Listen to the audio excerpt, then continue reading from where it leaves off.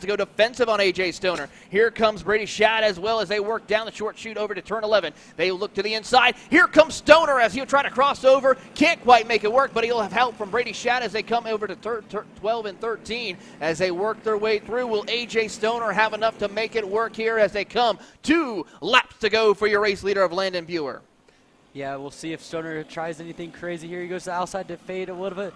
See if he can set up the crossover, and again, he's going to get stuck on the outside coming up to 3, but this time, Brady Shadd is not close enough to make a move there, and now this will set up Stoner with a better line on exit of turn 4. Will he have the run to be able to make a move up through the gap section now? 2 to go this time. It looks like Landon Buer continues to hang on to the lead. He's got this thing covered at the moment, but all 3 of them are right there together. Stoner has been very aggressive these last couple laps, trying to find any possible situation. Now Shadd pulls to the outside of Stoner, and now Landon Buer continuing to just run consistent, run his race, but he's got 2 hungry drivers right behind him challenging for the win. Buer, Stoner, and Shadd. Now as here you see a big send to the inside of Shadd as he tried to get around Stoner for second place as they work their way through turns 12 and 13. Out of turn number 14, they will make their way across the front straightaway. Here comes A.J. Stoner and Shadd. They're going to get right on the back bumper. 1 lap to go here at the Autobahn Country Club as they work their way through turns 1 and 2. Up to the top of the hill of turn number 3. Shadd tries to go make a wider arc. Can't quite make it work. Down the hill into turn 4. Buer still tries to hold strong as they work their way through turn 6. Yeah, this looks like it's going to come all the way down to the wire. Landon Buer continues to hold the lead. He's held it for pretty much this entire second half of the race. But now as they come up through turn 7, up towards turn 8 and into turn 9 now. Shadd to the inside of Stoner. Gets himself into second. Now he's the one that will be right on Landon Buer as they come towards. But Stoner gets that spot back coming through 10. A really nice move for A.J. Stoner, but now they're going to have to really work together to get back up to Landon Buer. Now they lost a ton of time right there as Landon Buer works his way through turns 12 and 11, or 11 and 12. Through turn 13, they make the run. Here we go out of turn 13 and 14. Will the momentum be on A.J. Stoner's side as they work their way across the front straightaway? Stoner doesn't have any help, but he'll still look to the inside, pushing his cart around as Landon Buer takes home the checkered flag for your 206 sportsman category. Of course, brought to you by Perkins All-Star. A great drive for Landon. And with that, that should help him with a great finish to round out the season. Yeah, that's about 30 points going back to Landon Buer. He needed 60 over the course of the weekend to get himself into championship contention to beat Brady Shadd with drops, and now it looks even better for him. So this will be interesting to play out. We'll have more numbers on that tomorrow, but in the meantime, an excellent feature race win for Landon Buer. Controlled the race well after a mistake from A.J. Stoner. Stoner another podium. Brady Shadd in third, and then you've got Christopher Yautze pulling through to get 4th place, and Braden DeMont, who had the fastest lap of the race, ends up his race in 5th position. Caleb Johnson, an excellent run from 18th to 6th. Then you've got Slayton Baldock, Isaiah Maxey, Ezekiel Haight, and Ryan Mort rounding out your top 10, and that concludes a really excellent Briggs 206 Sportsman. But now, as you can see on the grid now, it is time for the KA100 Senior, sponsored by Vulture Racing Engines, the fun race, one of the biggest classes we've seen all year long, and Brandon Lemke will start on pole looking to clinch another championship in the Route 66 Sprint Series.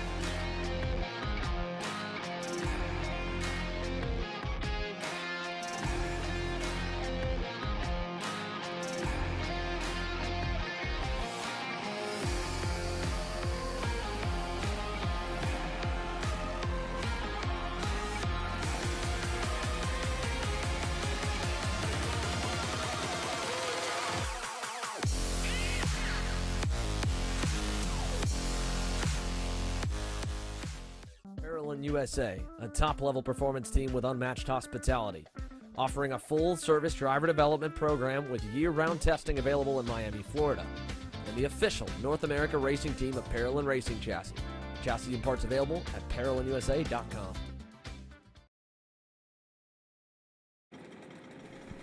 Welcome back to Kart Chaser, coverage of the 2022 Route 66 Sprint Series from the beautiful Autobahn Country Club here in Joliet, Illinois. My name again is Taylor Burrows. Alongside me is Emery Lida as we get ready for the action here today. For our next class, it is none other than the IAME KA100 Seniors category, who is out on the grid right now, brought to you by Walters Racing Engines. Visit them at waltersracingengines.com for more information. As we get ready for the action, it's going to be Brandon Lemke on the front row with Austin Jers in second place. Alexander Kardashian will be in third with Nicholas Terlecki in fourth. Adam Maxwell in fifth with Lace Liberante in the sixth position. Mick Gabriel in the seventh position. And, of course, Josh Holtz is going to be in eighth with Gio Cicero, who will be in ninth, and Garcia Rezian will round out your top 10. Yeah, looking through the rest of the field, Emerson Reed and Bryce Merceberg, two guys that got on the podium last race, are 11th and 12th. Armin Kapkuzik is in 13th, along with Jack Collins on row 7. You got Cameron Cass and Adam Kreppen in the 8th row. Gio Cardone aboard the MPG Motorsports machine in 17th, along with Graham Vogel. Jeremy Fierke, a podium sitter from the Badger Kart Club, is now in 19th, and Clay Robbins rounds out your top 20. Looking down the rest of the field, Gabe Lee and Alex Feldstein in row 11, Luke Wackerman and Kyle Anderson in the 12th row, Herbier Das and Mason Sergener in the 13th row. Then you've got guys that did not finish last race. Elias Baker, Minigan Yu, and Brian Reddick rounds out your field in 29th as we get set to go for the KA100 Senior category, sponsored by Walter Racing Engines. It's about to be an incredible race. You've got the top 4 in the championship points starting first through fourth, with your championship points leader Brandon Lemke starting on pole alongside his main rival in Austin Jers. This is going to be an exciting race here as they make their way through the back half of the course. We're going to line them up 2 by 2 and get ready for the action here for your IAME KA100 Seniors class. Of course, as they work their way through, getting themselves ready to go. We're happy to have you with us here, whether you're at the track or watching live on Kart Chaser, and get ready to go for the field as they work out of turn number 14. Flagmen will have the green flag in hand as we get ready to go racing for 14 laps of competition for the first final event of this weekend for the KA100 Seniors category. As they enter down into the start zone, it is green flag, and we're underway, and already Lemke and Jers are going to go side by side down into turn 1. Drivers jockeying for position as they climb the hill up turn number 3, and it's going to be Lemke who holds on strong as they head down the hill. Drivers already going 2 and 3 wide as they work out of turn 4.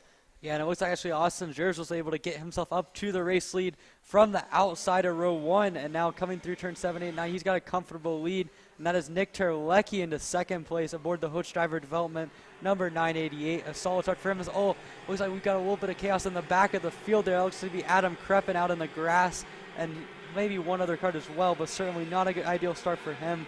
But in the meantime, up at the front of the field, we see Kreppen. It's still Austin Jers up, leading this race. Behind him, Nick Terlecki and Brandon Lemke. Lemke in third place. You would expect him to have to be aggressive here.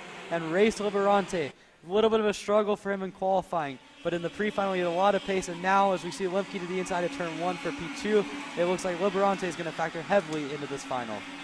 Austin Jers leads the charge with Terlecki second, Lemke, Liberante, and Kardashian your top 5 as they climb the hill over through turns 3 and 4 as they work their way down the hill through turn 5 and 6. You see a couple of drivers just trying to jockey for position there as you see Jers holding strong in that 931 machine as they approach the hairpin of turn number 9. Here's a big send to the inside of Terlecki. He'll move up to that as we have one kart off the track. That's the 944 machine, who will fall back quite a ways in his Tony kart as they work their way down the short chute over towards turn 11. And now we see Jers under pressure from Brandon Lemke for second place as they come out of turn 11 and 12.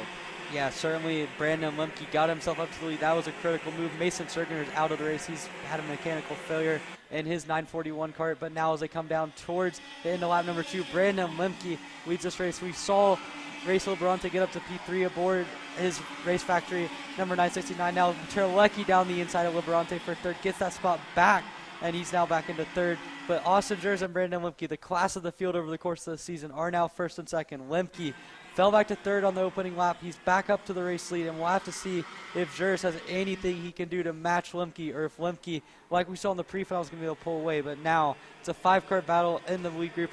Alexander Kardashian finds himself around the inside of Race Liberante through turn number 9, and the field continues to just jockey for position now. Lemke from Jers, from Terlecki, from Kardashian, from Liberante, all 5 of the top 5 you could separate by less than 0.8 of a second. It is all kicking off here in KA Seniors. They come to complete lap number 3 of this entertaining final.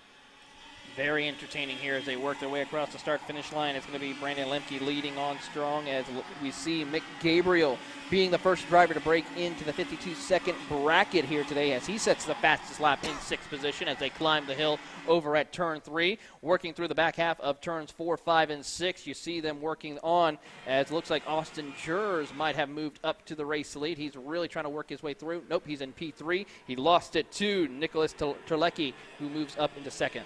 Yeah, now Kardashian finds himself up into 3rd, also getting by Jers. So Jers has not had a good lap here. He's lost the spot to Terlecki in turn 3. Now he's lost 3rd to Kardashian on the back half of the track. And now Mick Gabriel, who looked like he was the fastest car on track that last time through, has found himself in the lead group and up into 5th as he gets by Race Liberante. And as they come now to complete lap number 4, is Brandon Lemke up at the front, still with a solid lead. Now it's Nick Terlecki chasing him down from 2nd position. Terlecki out of the championship fight now, but still racing for pride, racing for a race victory. And with Kardashian in 3rd, those two look to continue to find themselves trying to beat Brandon Lemke, trying to find that extra 10th or 2 that they're going to need to chase him down.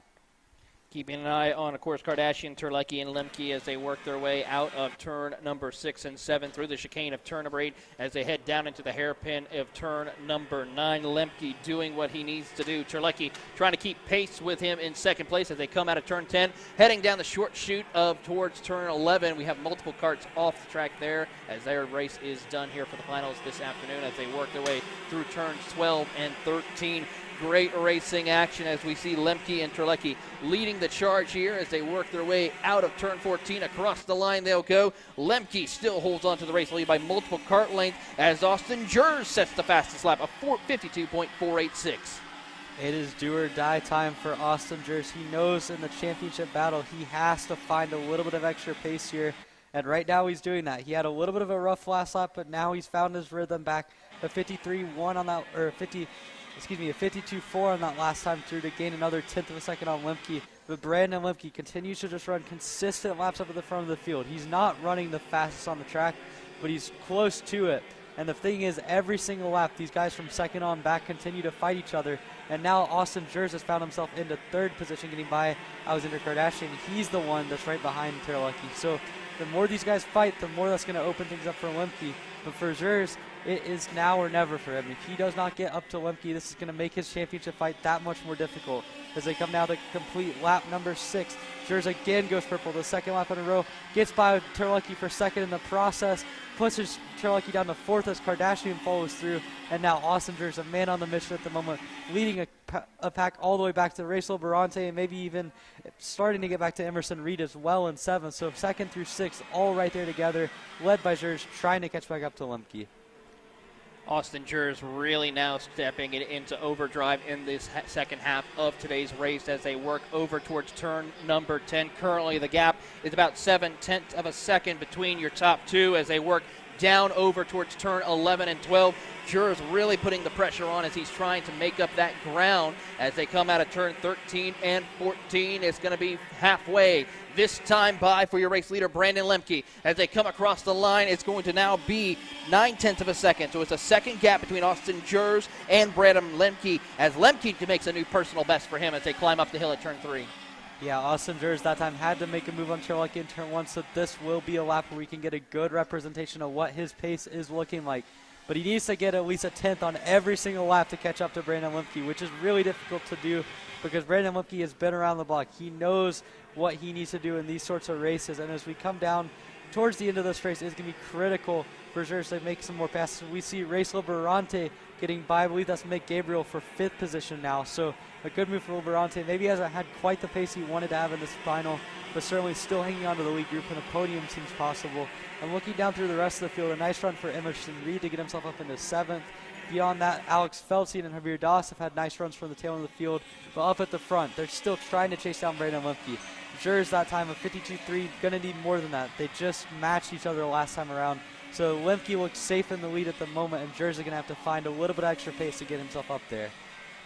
Certainly is the case as they work their way out of turn number 6, down the short chute, over through turn 7 before they get to that little bit of a kink right there at turn number 8. It's still multiple kart lengths between your top two. It's about a second gap between Lemke and Jers as they come out of turn number 9 and 10. Heading down the short chute of turn 11, Lemke just being very smooth and consistent with his runs as we watch Austin Jers and Alexander Kardashian battle for that second position. Throw in also Nicholas Terlecki as they work their way out of turn 13 and 14.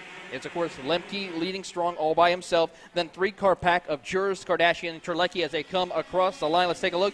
And Lemke responds with a new fastest lap at 52.285. That is 0.3 of a second faster than Austin Jers. Yeah, so Lemke just upping the pace even more that last lap. Again, Jers is in second. He had a little bit of a bobble last time, lost 0.3 of a second, and now that's allowed Kardashian to be right on his bumper. And so for Jers, this at this point is about just trying to maximize the rest of the day. He knows this has not been ideal for him. He's lost even more ground to Lemke in the championship. It's going to make things even more difficult for him as they come on to tomorrow's race to find a way to win the championship. But for him, this damage limitation mode, he's got Kardashian and Nick Terlecki 3rd and 4th in the points, in 3rd and 4th on track at the moment. They're the ones pressuring him now. But for him, any chance of catching Brandon Lemke might have just gone out the window as they come to get 4 to go this time around. Lemke has been very sensational in this race. He dominated last year in this race in the senior category. He continues to set a purple lap, another fastest lap, although Liberante just got him with just by a little bit, but still Lemke running some of the fastest laps we've seen out on the track, continuing to extend his lead up at the front.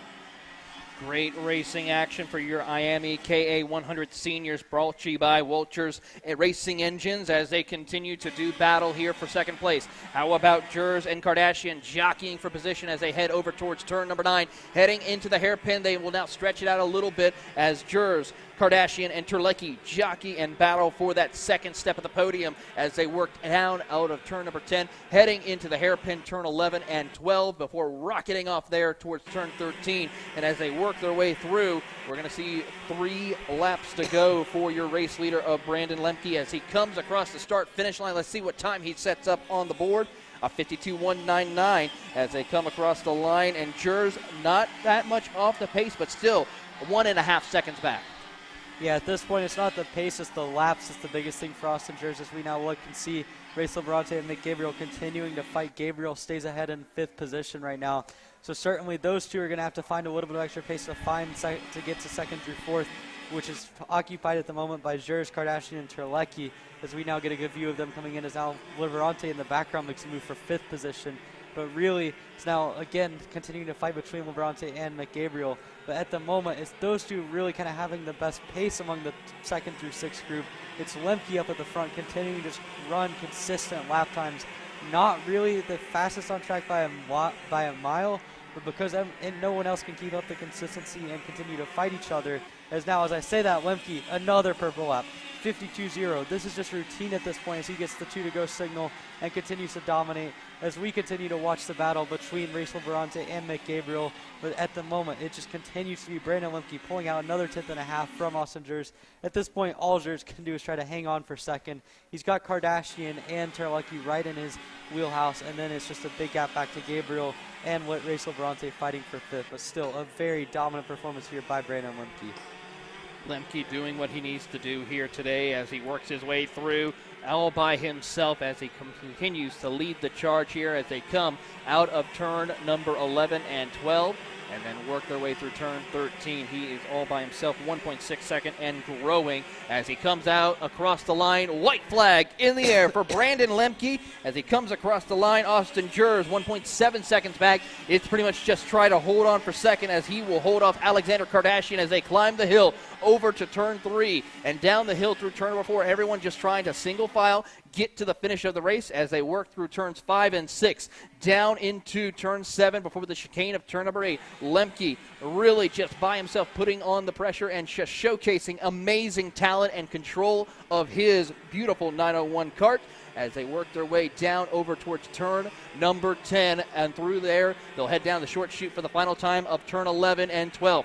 Great drive as Jurors hold strong over Kardashian. No pressure currently as Kardashian tries to see what he can do here as they come through turn 13 for the final time. And working there across the line, Brandon Lemke will take home the checkered flag here for your KA seniors. And then, of course, once again, it'll be Austin Jurors, Alexander Kardashian, Nicholas Turecki, and then Race Liberante round out your top 5. Mick Gabriel in 6th position. Emerson Reed rounds out your top 7. Adam Maxwell, Gia Cicerero, and then Bryce Mersberger will round out your top 10. A great drive for him after that. And then Zach Collins rounds out 11th. Josh Holtz will be in 12th. Alex Feldstein in 13th, gaining 9 spots. Harbor Das, 11 spots, gaining 14th. Great run for him. And rounding out your top 15 is Gio Cardone. Yeah, certainly a good run for both Feldstein and Huber Das in 13th and 14th. But the story of this race, as is tradition, Route 66, Brandon Lemke, a dominant display of driving there in KA Senior. Maybe not the fastest on every lap, but he ends up going purple, ends up with another excellent showing. And yet again, it looks like he is in a very strong position to clinch yet another championship in the KA Senior category. We've seen him all season. This is his 4th feature win in 7 races. He's looked dominant all season long. He's had some good company at the front, but now Brandon Lemke, he's been up at the front all throughout the last few years, and now it's his time. Brandon Lemke, your feature race winner in the KA Seniors category, sponsored by Walter Racing Engines. But coming up next, we've got another fun category coming up. It's going to be the 206 junior category, where we'll see if Malachi Haight can hang on for another feature race victory live on Kart Chaser.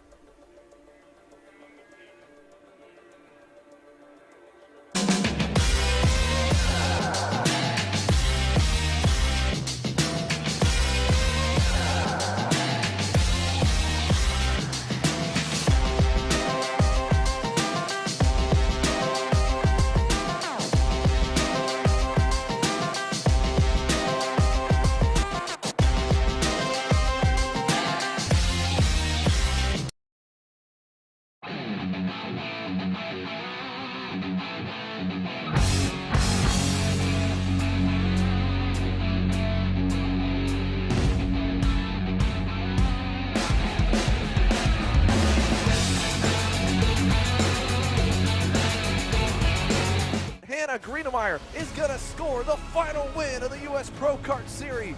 Hayden Jones is a national race winner. Nate Cicero wins. 4-time champion Ryan Norberg winning Super Nationals 24. Winner, winner, winner. Are you ready to join one of North America's winningest driver development programs? Rollison Performance Group offers fully customizable packages that are meant to take your game to the next level. For more information, head to rollisonperformancegroup.com. Looking for a top-level team environment that fits your budget? Look no further than AMAX Racing. We cater to customers around the country who want driver coaching, tuning assistance, hospitality, track support, and a family race environment. Our race schedule is support available at all levels, from club and regional series across the Midwest to top-tier events such as the TKNA Grand Nationals, the U.S. Pro Kart Series, and the Scooter Pro Tour. Whatever level you may be at or want to get to, AMAX Racing can get you there.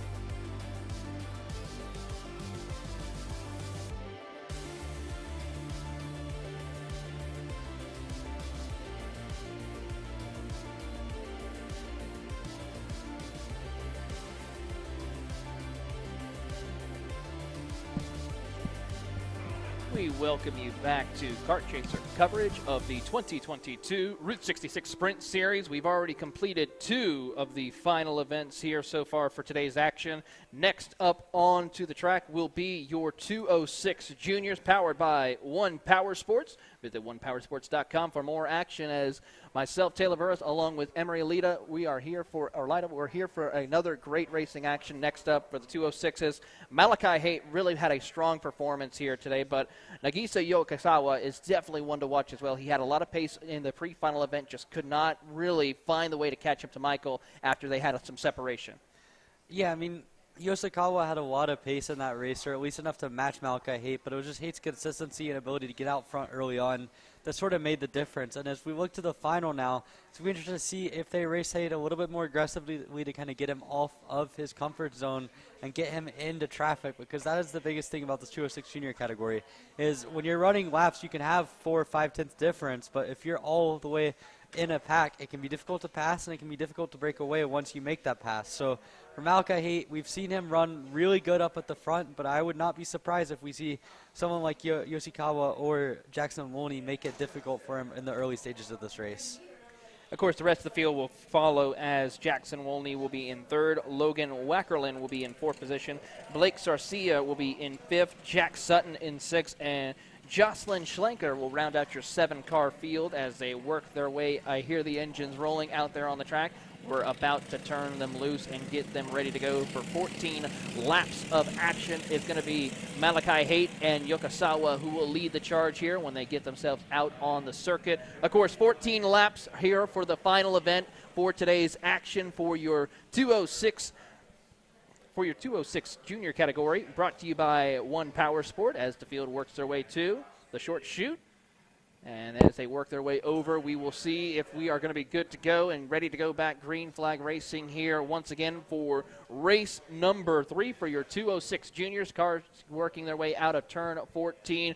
Flagmen will have the green flag in hand to see if everyone's going to be good to go as they enter onto the front straightaway into the start zone. There you see our flagmen ready to go, checking to see if we're good or not. We are going to be good to go. Green flag is out, and we're racing underway for your 206 juniors as they head down into turn 1. Malachi Haight is definitely going to hold strong over Nagisa Yokosawa, who will hold on in second as he tries his best to work his way through. How about Jackson Wolney, who will try to battle for inside the top 3?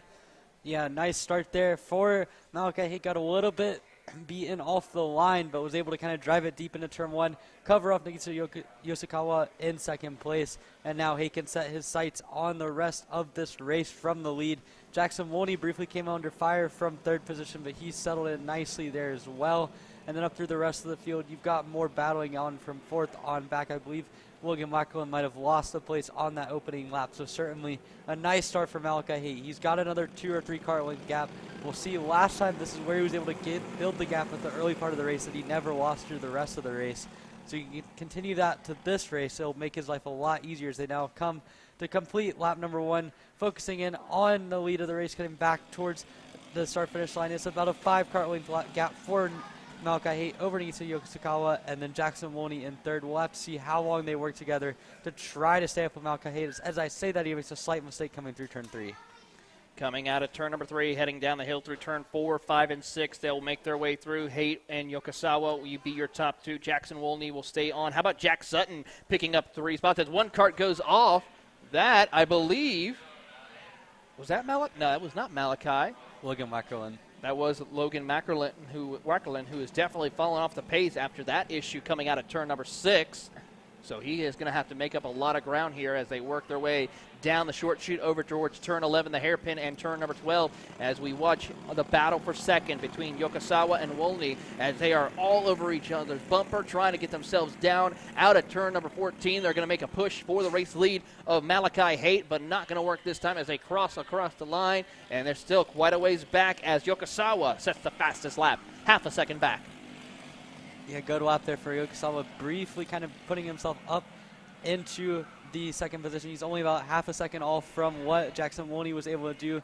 Jack Sutton in 4th position, Blake Sarcia in 5th, and yes, it was Logan Michael in that last time around, a crucial mistake for the number 28 driver. Unfortunate event for him is now he has lost any chance of a podium here.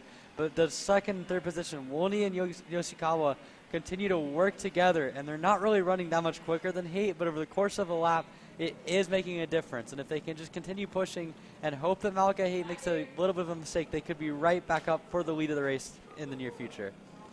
They're certainly going to try that here in order to see what they can do in this race as they work their way out of turn number 12 and 13. Heading over to turn 14, Yokosawa and Wolny trying to see if they can try to work together, lock bumpers, and see if they can push their way over to Malachi Haight as Malachi sets the fastest lap of 59.316. Really dropping the hammer down as he has a half a second lead still over Yokosawa. And then, of course, it's another 4 seconds back to Blake Sarcia, who holds on the 4th spot, Jack Sutton behind him. Yeah, already just seeing that top 3 continue to build a gap on the rest of the field. They're running up to about 2 seconds a lap quicker than what the rest of the field are running. So Malachi Haight's running a good pace, but also Yoshikawa and Wolny are also running pretty good paces as well. So for Haight, we saw in the pre-final he really didn't make any mistakes. Now they're a little bit closer to him between Yoshikawa and Wolny. They haven't lost quite as much as they did on the early parts of the last race in the pre-final. So as they come now to complete lap number 4, as they come through the back section of the track, you have to wonder if at some point Haight will make a mistake or if maybe the tires will start to fall for him, and that might give him the opportunity to get closer and closer to the rest of the field, bring him back together, especially with Wolny and Yoshikawa continuing to work together in second and third. And Malachi Haight really drops the hammer again as he sets a 59.130, sets a new fast lap of the race for the Briggs 206 Junior category, powered by One Power Sport, as they work their way out of turn number 4. Behind the hill they'll go of turn 5 and 6. Great racing action here. Malachi Haight really just setting the bar here in your 206 Junior category, but Yokosawa and Wolny trying to still keep pace. They're right there among the mix. They run around almost identical lap times last time by, with Yokosawa a 17 and Wolny a 16. So they're there, but the problem is they just cannot really close the gap as they work their way through. And how about Blake Sarasi, who's also in the mix? As they work their way around, we have 4 carts right there in the picture. Yeah, that looks to be the battle for 4th on back with Sarcia and Jake Sutton and Jocelyn Schreiner as well. Jocelyn Slinkler as well. All 3 of them battling for that 4th position. And Wackerlin has found himself at the back of that group as well. So a good run as we see Logan Wackerlin as we pan back to second and third. You can see now Yoshikawa is running in second and Wolny in third, continuing to run about the same pace as Malachi Haight. 10th or so slower for Yoshikawa last time around, but staying about 7/10 back. But in that battle for 5th, 6th, and 7th, you saw Wackerlin. He made a mistake on the early part of the race, spun out, lost about 5-6 seconds, but now he's right back on the tail of Jack Sutton for 6th, and I believe has already made that move through. As now we see some more battling for the 6th position. Yes, that is Wackerlin making the move, coming up through turn 7. He's up into 6th place, not in dead last anymore, and now will set his sights on Jocelyn Slinker, who is in 5th position.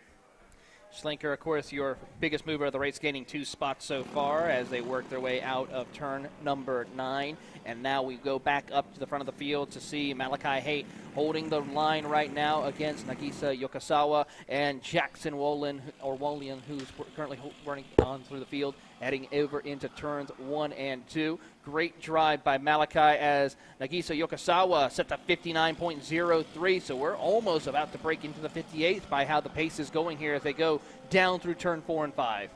And Yoshikawa has gained a lot of ground this last lap. He is now right on Malachi Haight, only about car length or 2 behind, and now he's also dropped Jackson Wolny in the process. So Malachi, I don't know if he made a mistake or if it was just Yoshikawa going faster, a combination of both.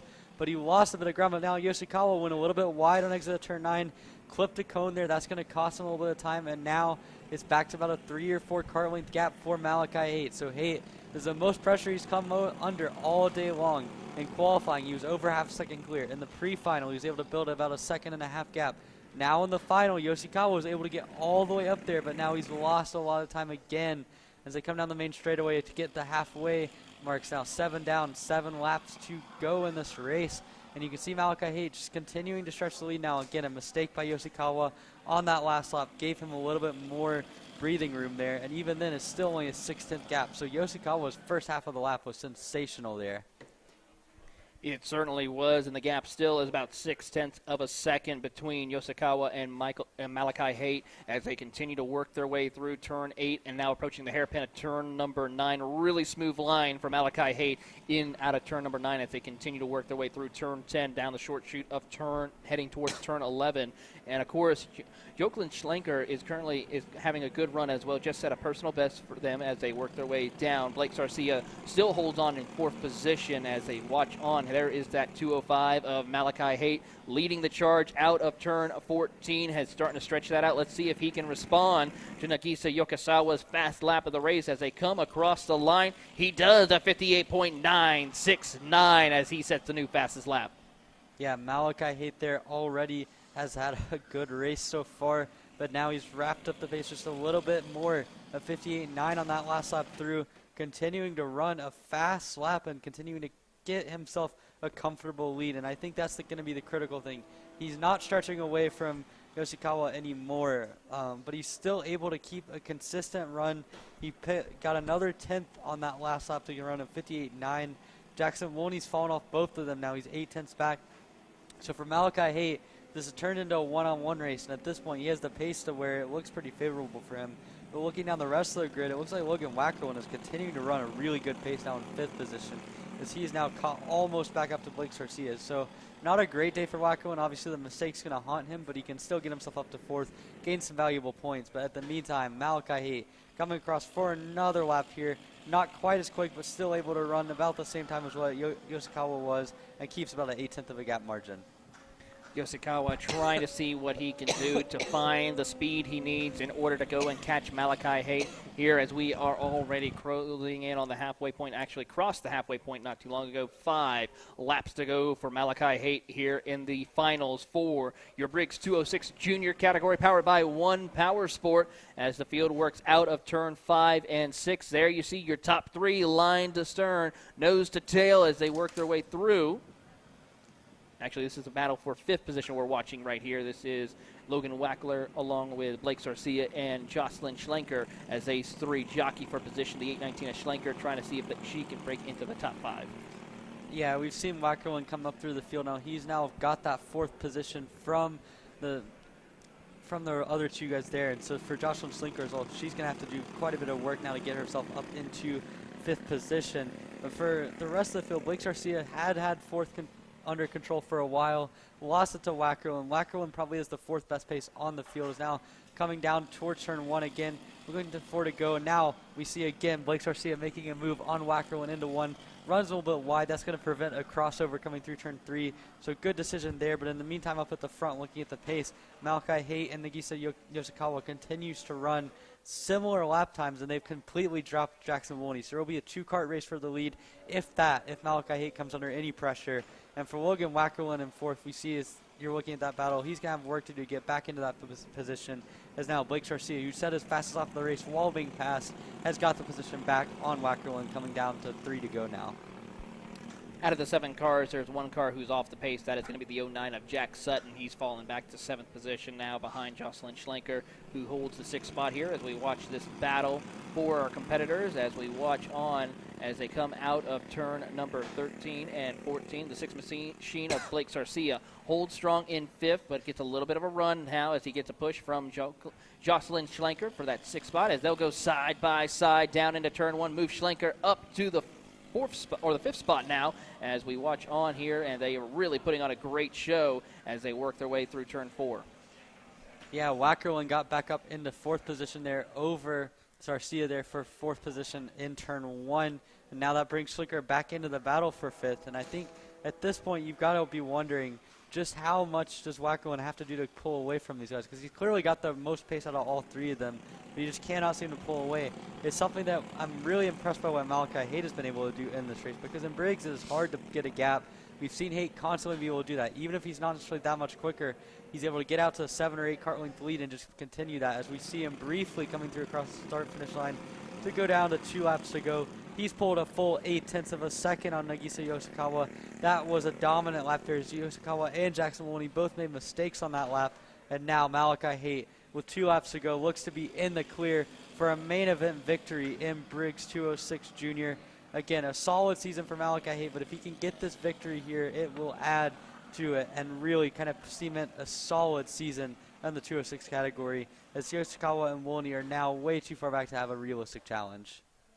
Yeah, they've fallen back to about 1.7 seconds between Yokosawa and Malachi Haight, who is trying to just continue this dominant weekend here as they come out of turn number 13. And actually, as they work their way through across the line, we should be getting the 1-to-go signal here this time from your race leader as they work their way down towards the hill. White flag in the air from Malachi Haight as they work their way across the line. And as he continues to lead the charge, here comes Nagisa Yokosawa, 2.1 seconds back. Jackson Wolney comes back another 2.5 seconds further. And then Logan Wackerlin working his way across. He's trying to maintain a top 5 finish as they work their way back up to the hill through turn 3.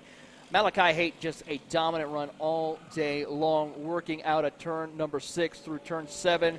Yoshikawa still trying to see what he can do in these close stages, maybe try to get a fast lap here to get some bonus points possibly as they work their way over towards turn number 9, but it's really just a smooth, consistent run for Malachi Haight. Down out of turn number 10, the short shoot to turn 11 for the final time today for Malachi Haight in the 205 machine as they work through turn 11 and 12. He'll continue this strong, dominant performance all weekend long that he has had as he comes out of turn 13 and 14. For Malachi Haight, it is going to be checkered flags as he takes home the victory here for race 1 for your Briggs 206 Junior category, powered by One Power Sport. As the rest of the field crosses the line, Nagisa Yokosawa comes home second, Jackson Wolney in third, Logan Wackerlin looking to come home in fourth. As we watch them come across the line here, there's going to be a battle for position as they work their way through. It will be Logan Wackerlin, Blake Sarcia, Jocelyn Schlenker, and Jack Sutton rounding out your 7-kart field. Yeah, so again, a strong showing by Malachi Haight, was able to pull away, win comfortably in the final. Probably the most comfortable race he's had all year long for the number 205 Nitro Kart driver. Again, a strong showing for Malachi Haight. The West Olive, Michigan native wins that one over Nagisa Yoshikawa and Jackson Wolney. All 3 of them with strong efforts today get on the podium. Certainly is a great try for these drivers. But next up on the track will be the IAME Mini Swift category. And, of course, that is going to be brought to you by the DNG International Services. Visit godnj.com for more information. And, of course, you are watching all the coverage here live on Kart Chaser. And we'll be back here after this brief commercial break.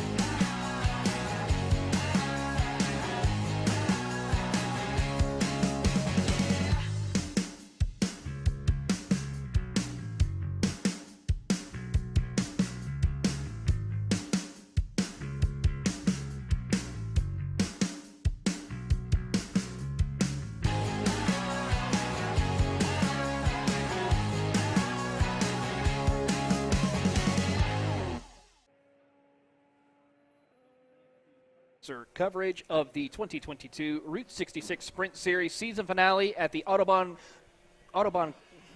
circuit as we get ready for racing action and it looks like it's not going to be good enough for that start here for your Mini Swifts. We're going to have to reline them up and stack them up again.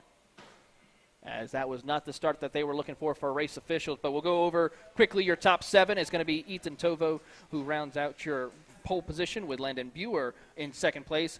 Asin Dramalev is going to be in third with Brady Schad in fourth. Jackson Tovo is going to be in fifth with Benim Arbenthi in sixth position, and Brandon Saraki rounds out your 7-cart field as they work their way back through. We're going to try again and get things rolling once again here for your Mini Swift category, brought to you by D&J International Service. As the field works out of turn 14, looks like a lot cleaner start. Looks like we're going to go, no, not good enough. We're going to have to go one more time. Third time's the charm, I would have to say, as they will have to re-rack them up and stack them up again as they head back through the shortcut to get things going. Flagman trying to tell them slow it down, get lined up properly, or we'll keep doing this for the next few laps. Yeah, I mean, at this point, you have to say that Ethan Tovo and Landon Buer, both of them could have done a better job controlling the pace there on the start. This will be the third time. If they don't get it right this time, you have to wonder, will the officials step in and invert the top two, as now they come across very slowly through turn 13 instead of turn 14. This is a critical race in the championship. Ethan Tovo with about a 13-point advantage, factoring in drops over Sindromolov. They're starting first and third. Landon Buer's in it as well. Brady Schad as well. Jackson Tovo's out of the championship fight, but we're getting set for the start, going extremely slowly now, coming onto the front straightaway. You see some of the hand gestures here as it looks like they're going to move things around and invert the field, as the flagman is just was trying to figure out what's going on, but I think we had one cart having a problem out there on the circuit. Yeah, so I think what happened there is that they decided they were signaling to the drivers to invert them, and I think one of them got the message. I think Ethan Tovo dropped out of line to let Sindromolov into the first position, but Landon Buer did not, and in the meantime it looks like, oh, we've got our championship leader, I believe. That is Ethan Tovo on the side of the circuit. I think that's coming down the front straightaway, maybe. Really a disaster for Ethan Tovo. I believe that's him. It's either him or Jackson. We don't have an official number on that. I was trying to see it. It is Ethan Tovo. And so for your pole sitter, your championship leader, this is a disaster. Major championship consequences here. Tovo now will drop to the back of the field and get credit with a 7th. But in the meantime, that promotes Sindromolov to the front of the field. And this is a perfect opportunity for him as they get set for the start. And with that, we're seeing if they're good to go, and it is good. Green flag is out, and we're back racing here at the Autobahn Country Club kart circuit, and drivers are now making the run up to turn 1, and it looks like a couple of cars are going to be lagging behind here as we see Landon Buer and Drumley lead the charge up to the top of the hill and now heading down into turns 3 and 4, and it looks like it's going to be Landon Buer who will lead that charge out of turn 6. Yeah, so now we look at the rest of the field now. It looks like Sindromolov is into the race lead. He's got Jackson Tovo in second. So Tovo now, his brother had a mechanical failure at the start. That has not been the way that he wants it to go. But for Jackson, started this race in 5th position, now has a chance to get up to the lead by the end of lap 1 if he plays this right. So a really nice start for him as they come through the skid pad section, up through turns 11 and 12, heading towards turn 13 now. Sindromolov, we saw him up at the front quite a bit up at Cincinnati as they cross the start finish line coming down to start lap number 1. It's going to be him as well as Jackson Tovo. Jackson now makes a move for the race lead into turn 1. He's got the move done. Behind him in 3rd position, Landon Buer, who had fallen back, finds himself getting himself up to 3rd. And now it's the top 4 kind of strung out a little bit, but they're led by Jackson Tovo at the start of lap number 2. Jackson Tovo, of course, had a difficult pre-final race, but is now capitalizing here in the finals where it counts the most as they come through the chicane of turn number 8, heading to the hairpin of turn 9. They'll head down to the braking zone out of turn number 9. They'll power back up and head through turns 10 as we see Tovo holding strong. But how about the battle for second between Dramalev and, of course, Brady Schad, who will hold on in 3rd position. Then you got Landon Buer, who's holding on in 4th as they work their way through turns 11 and 12. Approaching turn 13, here comes Brady Schad putting the pressure on to get into 2nd place. It's actually Landon Buer making the move for 2nd in the 120 MPG Motorsports cart. Now coming down, he's going to stick behind Drumlov, but Drumlov really seems to be struggling with the pace. We don't know what's happened to Sid, and maybe he's a little bit low on tire pressure. Maybe it's just been a little bit of a mistake for him. But certainly for those 3 carts for 2nd and 4th, they've got to make a move happen soon because Jackson Tovo has driven off in the distance. It's not what we saw in the pre-final where Jackson struggled compared to the rest of the top 5 for pace, but now it's the other way around, and Jackson has what looks to be about a 7 or 8 car length gap, and you have to wonder at what point does Landon Buer get tired of this? Well, he's not going to have a chance to get tired of it because Brady Schad just got the 3rd position back, but Buer's going to fight right back, and now 3rd and 4th lose even more time and give Drummel a little bit of breathing room as they come out through the skid pad section. We're seeing Jackson Tovo continue to, there he is. Now you can see 2nd through 4th all in one shot, all right there together. And for Asin Drummel, you have to wonder just when can he find that pace that we've seen all season from him. He needs to find this. This is his chance to establish himself in the championship battle while Ethan Tovo is out, but instead it's Brady Schad going for 2nd, or excuse me, Landon Buer going for 2nd, with Schad fighting into 3rd now as Buer overshot that pass, but Asin Drummel continues staying on to 2nd, losing time in the process to Jackson Tovo though. Jackson, of course, Tovo is working his way through, has stretched out to 0.8 of a second lead over Landon Buer, who holds on to 2nd. Brady Schad and Asin Drummel are holding strong in the rest of the field to round out your top 4 as they continue to work their way through. Great battle for that 2nd step of the podium here, as there you see the 177 machine of Drummel holding strong in 2nd as we watch Schad and Buer battle for 3rd as they work down through towards turn number 11 and 12. Buer holds on to 3rd position, but really can't seem to find the speed he needs now to get up to Asin in order to try to challenge for 2nd. Yeah, for Drummel, this is a really interesting situation here because he doesn't seem to have the raw pace to really run down Jackson Tovo. At this point, Tovo has put himself in a situation where he doesn't even have to run necessarily the fastest lap of the race every time. He just needs to run consistent, and he'll be just fine because he's got 1.3 seconds almost on that 2nd placement of Asin Drummel. But for Landon Buer and Brady Schad, both of them are kind of not quite as much in the championship battle. So for Drummel, it's about trying to maximize his points because, again, Ethan Tovo with a mechanical failure, that will have to be one of his drops on the season. I'm not sure exactly how that's going to play into the points, but certainly he looks bound to lose the points lead to Asin Drummel here. But for Drummel, he's got to find enough pace to be able to hang on against Buer or Schad, or else he might have to use that as a drop for himself as well. So for those two, it's really going to be interesting to see how that plays out. But in the meantime, Jackson Tovo has a big gap in the race lead, continuing to run consistent. This has been probably the best we've seen from him in a while, as you now see him continuing to get hand signals from his tuner. You can see now a 55.4 on that last lap, only beaten by Brady Schad as he was only about a 10th or so off of what Schad was able to do, quicker than what Drummel did in 2nd. So for Jackson Tovo, this is really working out for him as he continues to have over a 1.6 second gap, and it looks like, so you look for the battle for 2nd, it looks as if Landon Buer has gotten by, and now Brady Schad as well as Asin Drummel. So move Drummel all the way back to 4th from 2nd. Great racing action here for the battle for 2nd between Drummel and, of course, Buer and Schad as they work their way out of turn number 9. Through turn 10 they go. There you see them working down out through heading over to turn 11. There you see the 120 machine of Landon Buer up in 2nd place, but he is under immense pressure from Brady Schad, who tries to find the opening he needs in order to move up into P2. The 120 car is working his way through. There's the 85 machine as they come out of turn number 14. And as they work down the front straightaway, they're going to start working together and push each other down the front straightaway as they head into turn 1. There you see Jackson Tovo, who holds on and pulls away now almost 2 seconds gap between them and your top rest of the field as they work their way back into turn 4. At this point, Landon Buer and Brady Schad need 2/10 a lap to be able to catch Jackson Tovo. And at this point, I don't know if that's feasible or not, because Jackson has been consistently the fastest car on track, if not the fastest, one of the fastest, and they just don't quite have the pace to match him.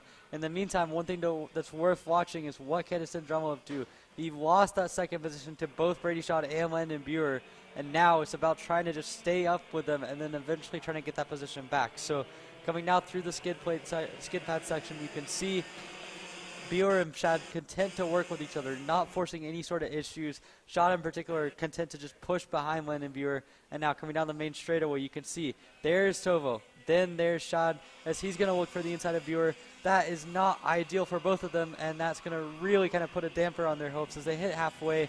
Now it's Schad in 2nd. Now Buer back down the inside. All of this is making life a lot easier for Jackson Tovo in the lead and also allowing Asin Drummel back in the fight for 2nd.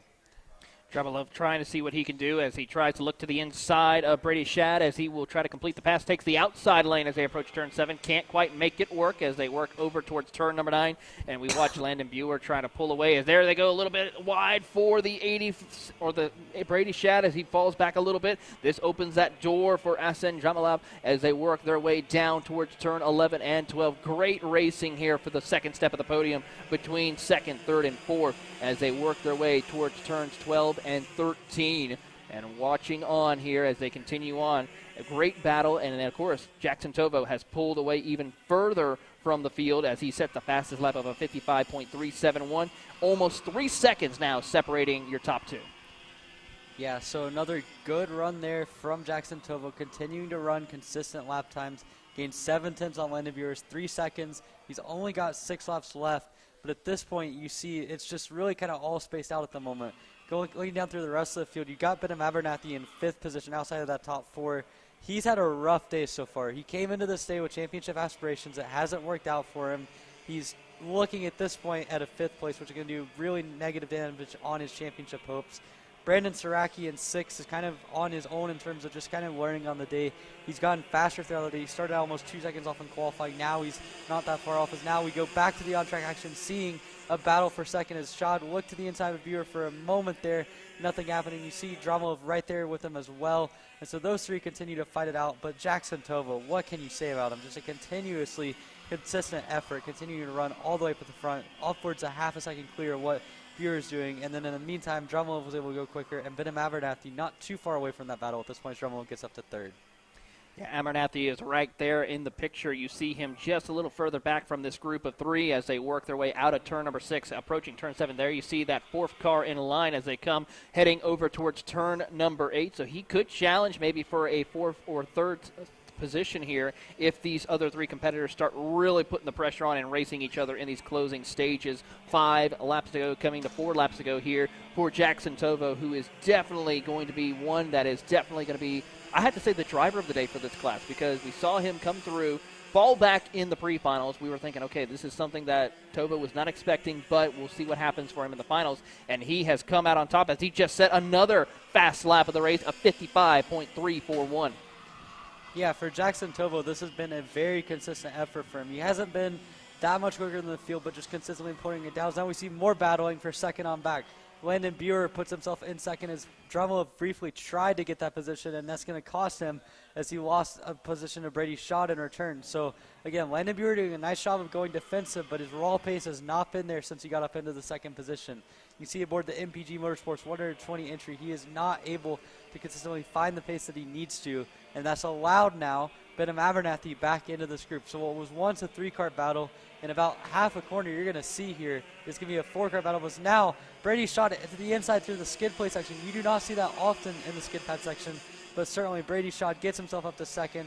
Buer's going to have to try to fight back, and now Benim Abernathy, he could salvage his day somewhat if he gets a good run through here and can find himself at the 2nd, as we now come down to 3 laps to go and see again Buer and Schott fighting each other. Drummond puts himself up into 3rd briefly, but he's not going to be able to get it. Now fighting himself back down the inside of Schott into turn 3. He's got the position. Great racing action here between these 4 karts as they come through turn 6 and heading into the short chute of turn number 7. Of course, Brady Schott holding strong in that 2nd spot as we watch on. Landon Buer and Asen Dramalov trying to hold strong. And, of course, Benim Atherny is trying to work his way up in that group as they work their way out of turn number 10 to the short chute of turn number 11. For Jackson Tovo, though, he is going to be coming up to take the 2 laps to go signal from the flagman as they come out of turn number 13 and 14. Tovo definitely going to be one of those drivers to watch tomorrow as well as we get ready for the action across the line. 2 laps to go for your race leader. Jackson Tovo has been almost perfect in this final. He's been almost perfect today outside of a rough pre-final. Now Asen Drummond back into 2nd position. This is critical for the championship. And now Brady Schott follows him through for 3rd, gets by Landon Buer. Buer tried to go defensive, could not defend enough. And so with only 2 laps to go, Asen Drummond finds himself back. Buer counters it to get into 3rd position. This is working out really well for Asen Drummond, who now has a little bit of a gap. But for Buer, he has continued to fight off every opportunity and every attack, just getting himself into that position, and now he's in 3rd. Now, will he be able to make a move on Drummond? It is a 4-kart battle. Drummond, Buer, Schott, and now Benham Abernathy at the back of the group as well. All 4 of them fighting each other out for that second position. And for Drumalov, he's got the most riding on this. A good race could see him in the championship lead. A bad race could even loosen his gap because we know Ethan Tovo has a very big drop coming. So as they come to the white flag now, Jackson Tovo way out in the distance. He's got over a 5-second gap on this group, and it's a battle for second. Landon Buer now takes over second from Asin Drumalov. We'll see if he can do anything about it. As we watch that battle for second, they're going to cross over as they work their way out of turn number 3, heading through turn number 4. It's going to be Buer and Drummelieve working their way through. How about Brady Shad now moving up to 3rd position as they come down through turn number 6 and 7. Shad trying to see what he can do to get around Drummelive as well as Buer. Here they come, a big send to the inside. Contact slightly made between Shad and Buer. They're still making contact out of turn 9 and 10, and this is going to open the door for Abernathy to maybe get involved in this battle as they work down towards turn 11 and 12. Great racing action here as they're going to continue to battle, but out of turn number 14, Jackson Tovo will come back to the front of the field and take home the checkered flag for your mini Swift category. A great racing action here today as they work their way across the line. We'll watch on that second position as Landon Buer, Asin Drummelive, Brady Shad, and Benham Abernathy will come home in 5th. Brandon Shiraki will come home in 6th, and then, of course, Ethan Tovo will not finish the race at all due to the fact of what happened to him before we took the green flag. Yeah, so a really entertaining race between 2nd through 5th, but Jackson Tovo with a fantastic victory, 5.8 seconds by the end of it over Landon Buer. That is exactly what he needed. It might not be enough to win the championship, but for Jackson Tovo, this has been an excellent race. Really good stuff from Buer, from Drummel, from Shad, and from Abernathy. And hey, Brandon Saraki, great improvement for him as he finishes out in 6th and rounds out the field, but got under the 56-second bracket. So nice job for him in the D&J Services IME Mini Swift category. Certainly we'll have to agree with you on that. Up next on the track is going to be the 206 mediums sponsored by Millwright Racing. They're going to be next up on the track, but we are going to take a quick commercial break. You're watching Kart Chaser coverage of the 2022 Route 66 Sprint Series from the Autobahn Country Club Kart Circuit.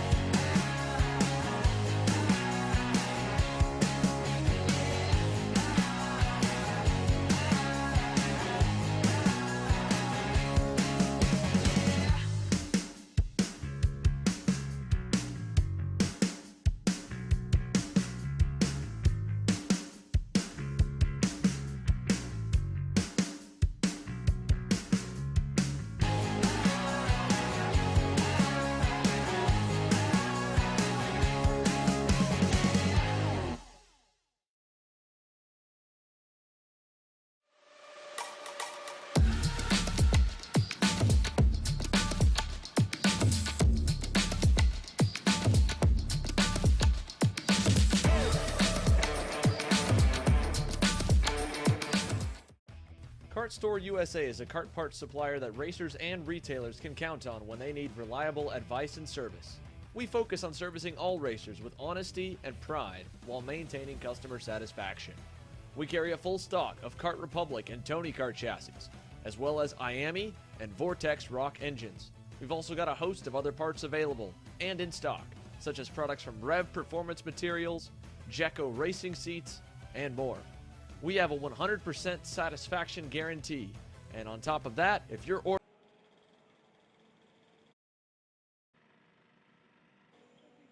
Route 66 Sprint Series finale at the Autobahn Country Club Kart Circuit as we are green flag racing for your Briggs 206 medium category, powered by Millwright Racing, and Adam Maxwell and Connor Fashing will be the ones battling for the race lead as they climb the top of the hill to turn number 3. And of course Maxwell is going to be able to hold strong as we watch on through the field. Fashing has fallen quite a ways back as he is all the way back in the 4th position at this time. It's going to be Harbor Das and Braden Johnson who will move up the field a little bit here as they set themselves up heading into turn 7 and 8.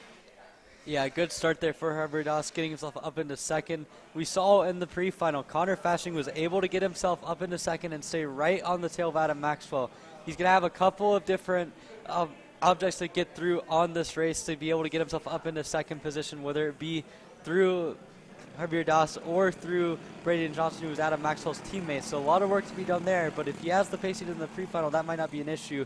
As they come towards the end of lap number 1, you've still got Maxwell at the lead. Javier Das has had a good start to the race, but now we'll see if Johnson and Fashing are willing to work with him or if they're going to try to dig some. Coming through to turn 1, they decide to work with him, but it's still Maxwell with about a 4 or 5 kart length gap over the rest of the field and starting off strong in this final.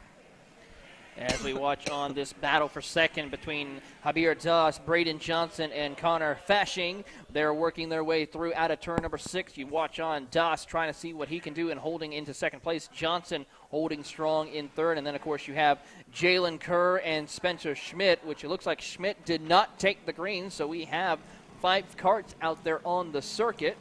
So a tough break for Spencer Schmidt, who did not take the green flag. Hopefully we'll see him out there on the track tomorrow for the second race of this weekend's action and the final race of the 2022 Route 66 Sprint Series here at the Autobahn Country Club Kart Circuit. As the field works their way down across the line, 1 lap about to be put in the books as Adam Maxwell really trying to come across the line. He has about a 1 kart length advantage over Javier Das, who sets the fastest lap of 58.771. Braden Johnson moves up to P3, of course. Connor Fashing is in 4th, and then another 2.5 seconds back is Jalen Kerr, who needs to find a way to see if they can find a little bit of room to catch back up to the top 4.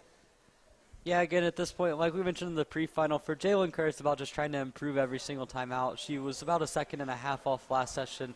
Just trying to find a little bit more pace this time would be the goal. But in the meantime, the top 4 continue to run really close together. We've seen Javier Das kind of find a little bit of extra pace that maybe wasn't there in the last pre-final. Now, though, he's within about a car length or 2 of Adam Maxwell. With a good push, could have a chance to get himself up to the race lead over the next lap or so. Is now coming up through turn 12 towards turn 13. Maxwell continuing to lead. But behind him, there's a group of 3 karts between Javier Das, Braden Johnson, and Connor Fashing, all working well together. Johnson has continued to push. Das continuing to be very patient with them as they come through to complete lap number 2. Fashing goes purple from 4th at 58.511. And again, those top 4 all right there close together within half a second. This is great to see.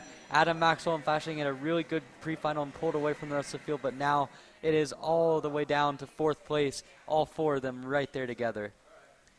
As they work their way through out of turn number 6 through 7, they are going to try to close that gap down. They have picked it up to about 0.2 of a second between Maxwell and Javier Das, who holds on into the second position as they approach over towards turn number 10, towards the short chute, heading down towards turn 11. And there you see Javier Das right there on the back bumper of Adam Maxwell. He has closed that gap as they work through turn 12 and 13 as they work their way through. Connor Fashing is working his way through and trying to see if he can give the push he needs to Braden Johnson in order to close that gap, moving up into the podium position as they push each other down the front straightaway. Across the line they'll go, and Connor Fashing will be the one who will still have the fastest lap of 58.433, over a 10th faster than our leader of Adam Maxwell.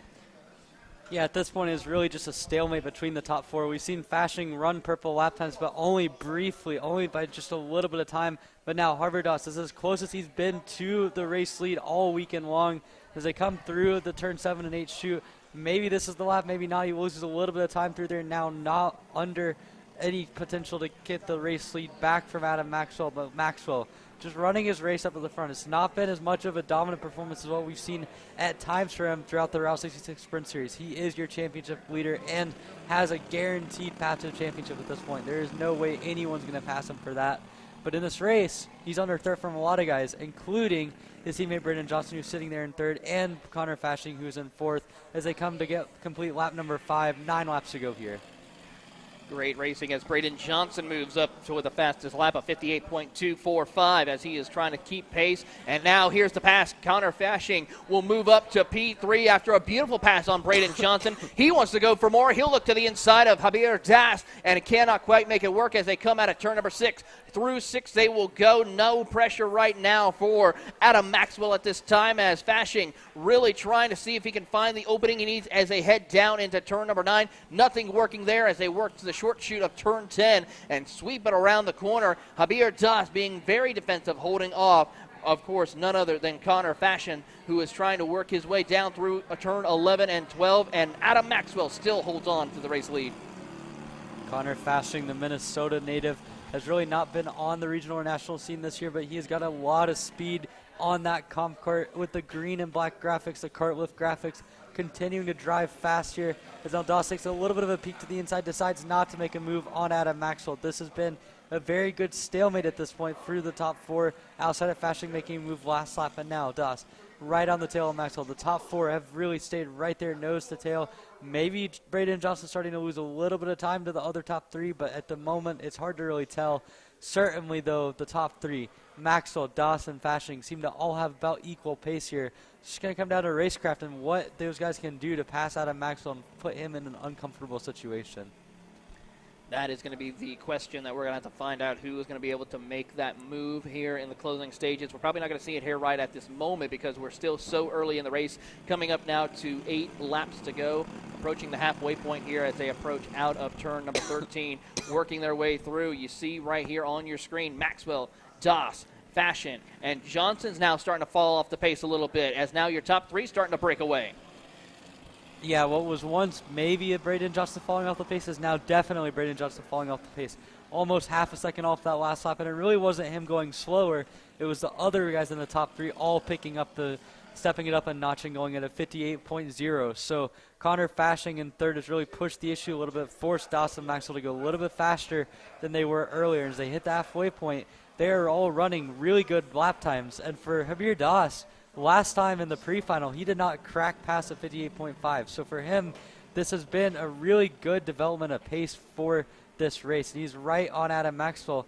And he's stayed patient so far, but with Pashing really kind of pressing the issue, you have to wonder, maybe it's about time for Javier to make a move, or will he wait all the way down until 2 or 1 lap to go? That is going to be the question we'll find out here as we watch your top 3 come out of turn number 14 across the front straightaway. Javier Das is now looking, seeing about maybe making a pass as they head down into turn 1, thinking better of it. There you see Maxwell take a defensive line here, crossover possibly in play as we see Javier looking to see if he can go around the long way. Here comes Connor Fashing. He's going to try to see if he can make a run for second place. Not going to be able to make it work as Das shuts the door on him and works his way through and holds on to second place. Definitely think there Javier Das made a little bit of a fade to the inside, and Maxwell in a little bit of a reactive move there, move to defend. It was completely legal, nothing wrong with that, but it certainly shows Das maybe getting in Maxwell's head. Maxwell does not look back all that often, although I think he just did coming out of turn 9. So he's not going to have a knowledge of exactly where Das is. But now Das with a hand signal showing this is when I want you to push. This seems to be where Javier Das wants to make a move. He goes a little bit on a different line compared to what he had been doing on Adam Maxwell. And now as they come through turn 13 and 14, I do wonder if this is the lap where they go. Hand signals from Das. You can see them telling him, make the move, make the move. Maxwell's going to go defensive, run him all the way to the inside, but I don't think it's going to be enough. Oh, Das to the grass. They go wide, Fashing to the race lead. What a move by Connor Fashing as Adam Maxwell and Javier Das go together. They're still making contact for a second. Maxwell hangs onto that position, but Adam Maxwell really defensive driving there, and it caught Javier Das out. Connor Fashing taking over the advantage and taking the race lead after capitalizing on the mistakes of Maxwell and Das. This now brings Braden Johnson back into the mix as they work through turn number 8 and 9. As they come out of turn 9, we are now seeing Connor Fashing really trying to put the power down and try to break away from the rest of the field as we watch on here. Braden Johnson along with, it looks like to be Javier Das, battling for the final step of the podium as they come out of turn number 11. Through turn 12 and 13 they go. Connor Fashing stretched it out by about multiple kart lengths over Adam Maxwell for that second spot as they come out of turn 14. Now we're going to see Braden Johnson and Javier Das work together. As you see the head down for Connor Fashing. He wants to try to finish this race out. 4 laps to go. Maxwell, though, visibly closing over the course of the last half a lap. It was about 6 car lengths. Now it's about 2 or 3. Meanwhile, in the background, you can see Braden Johnson send one to the inside of Javier Das. They're all coming back together. This is not over yet. I can promise you that. really entertaining stuff into turn 1 last time through as we saw Virdas try to make that move into turn 1. Maxwell played it a little bit over aggressive, arguably, cost them both the lead, but now he's right back on Connor Fashing's rear end, which shows you just the raw talent and the raw power of what Adam Maxwell has under him at the moment. He has been the fastest card on the track throughout this weekend, throughout the season, and he continues to just push the issue, continuing to be maybe a little bit patient here in the second half of the lap. But you have to think, if he caught Fashing from that far back, he is not going to want to wait too long and risk Braden Johnson or Virdas getting back into the battle for the lead. Certainly not the case here, as now it's a go time between your top two, as Connor Fashing has been now caught by Adam Maxwell. Maxwell try to find the opening he needs to get around Connor as they come up to the top of the hill at turn number 3. A little bit of a wider entry arc as they work their way through turn 3. Maxwell look to the inside as they come through turn 4. Not going to make it work as they come through turn 5 and 6. Connor Fashing is trying to hold on for as best he can here for these final 3 laps as they come down through turn 6 and 7. Down through the kink of turn number 8 they will go before hitting the braking zone of turn 9, and we see Maxwell take the long way around. He's going to try to build momentum, see if he can get to the inside, crossing over through turn 10. Not going to be able to make the opening happen as they head down the short chute of turn 11. Yeah, you can see there Maxwell a little bit on a wider line, Fashing a little bit of a more narrow line. Not really a defensive line, but just enough to sort of fade him out a little bit, make sure that Maxwell doesn't do anything too crazy. But now, coming to 2 to go, this is where you're probably going to see more of a full defensive line as we now head to get the cross the 2 sticks in the air. Double 6, 2 laps of racing to go. Fashing continues to lead this race from Adam Maxwell as they come through turn 1. Got a little bit of a gap that's going to keep him from being under pressure into the second corner, and they now look to have just a 2-car battle for the race lead. Looks like Braden Johnson and Virdas are going to be too far back to get in the battle for the lead and will instead have to fight it out for their own self. But as they come through turn 7, it is clearly going to be Connor Fashing and Adam Maxwell fighting it out for the lead coming up towards turn 9.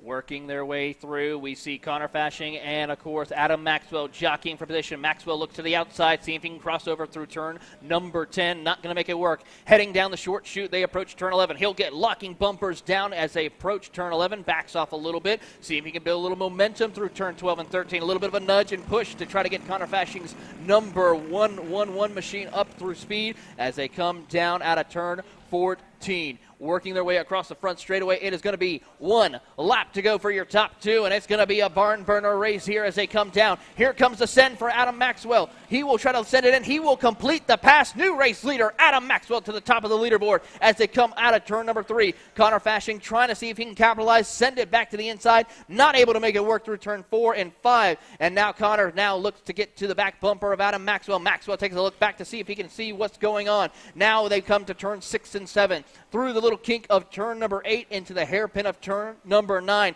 Maxwell holding on here as we see Connor Fashing try to see if he can send it in on the inside. Not going to work through turn 10.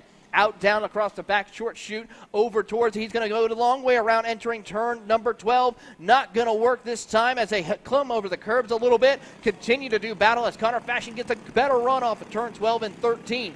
Here they come to the outside. He will try to build that momentum, but he might be running out of time. Here they come across the start-finish line. They're going to go. Connor Fashing gets a great run. It's going to be side by side to the line. Adam Maxwell takes home the checkered flag. Wow, what a race to the finish there. Fashing set that up perfectly coming out of the last couple of corners. Just did not quite have the drag to make it happen. And personally, you have to wonder if he will be kicking himself for not defending into turn 1 at the start of that last lap. That lost him the track position.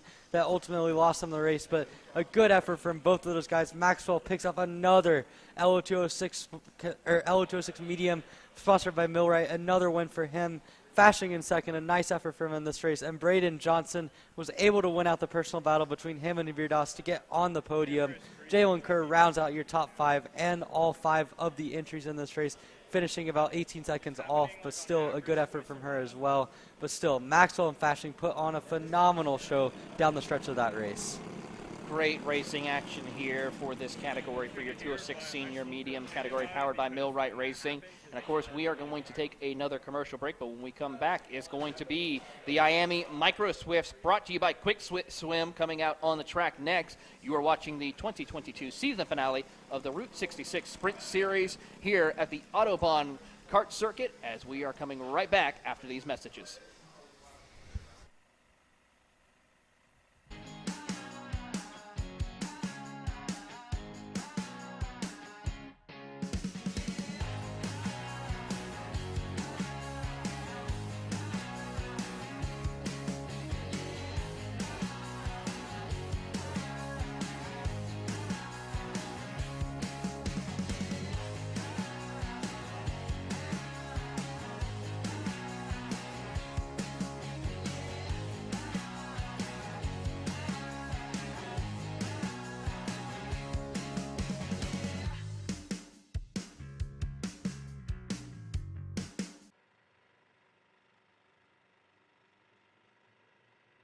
Welcome back to the 2022 Route 66 Sprint Series here at none other than the Autobahn Country Club Kart Circuit. And Blackman not too happy about that start, so we're going to re-rack them and restack them here and try to go again. It's been a long day for all of our amazing officials out there on the circuit, as well as our camera crew who's been out there giving you all the great pictures here around the circuit for the people watching here at the track or watching live on Kart Chaser. We're getting ready to go back racing action here for the Micro Swift category, brought to you by Quick Swim. And we'll go ahead and give you your starting lineup for your top 10. Currently, it is Cameron Marcia who will be your pole sitter with A.J. Stoner second, Isaac Nolan in third with Jacob Majeski in fourth, Tucker Treve will be in fifth with Holden Harder in sixth position. Slayton Baldock will be in seventh with Adriana Rowe in eighth, Christopher Yautsy in ninth position, and Callahan Myers rounds out your top 10. As we're getting ready, not going to work this time, so we'll continue going through the rest of the field, and we'll go ahead and let, of course, Emery handle 11 through 16. Yeah, we got Sebastian Kohler in 11th, Kason Hendrickson in 12th, Pearson Golseth in 13th, Rodvin Serafi in 14th, Elam Stoner in 15th, the brother of A.J. Stoner getting back in the seat this weekend, and Austin Taylor under the MPG Motorsports 10 in P16 here, rounding out your field as they get set to go. It's been a really good season so far from Cameron Marcia. A win on Saturday here at the Autobahn Country Club would add to it in Quick Swim Micro Swift, but it'll have a lot of competition to get there. A.J. Stoner, Isaac Nolan, Jacob Majeski, all of them had the pace at various points to contend with him, but none of them could put it together, and so Marshall was able to walk away for the pre-final win. But as we get set for the final, something tells me that might change here. Certainly, we'd have to agree. We also have to thank some of our amazing sponsors, such as B&B Electric and also CKT Racing Engines here. Make sure to go check them out today to learn more information, as we might be able to get a green flag. Yes, we are. Green flag racing. We're back underway here, and Cameron Marcia and A.J. Stoner are going to go side by side. Stoner sends it in deep. He's going to take the long way around and complete the pass, move him up to P1, as Marcia is going to fall back outside the top 5 now as he works his way up to the top of the hill to turn number 3.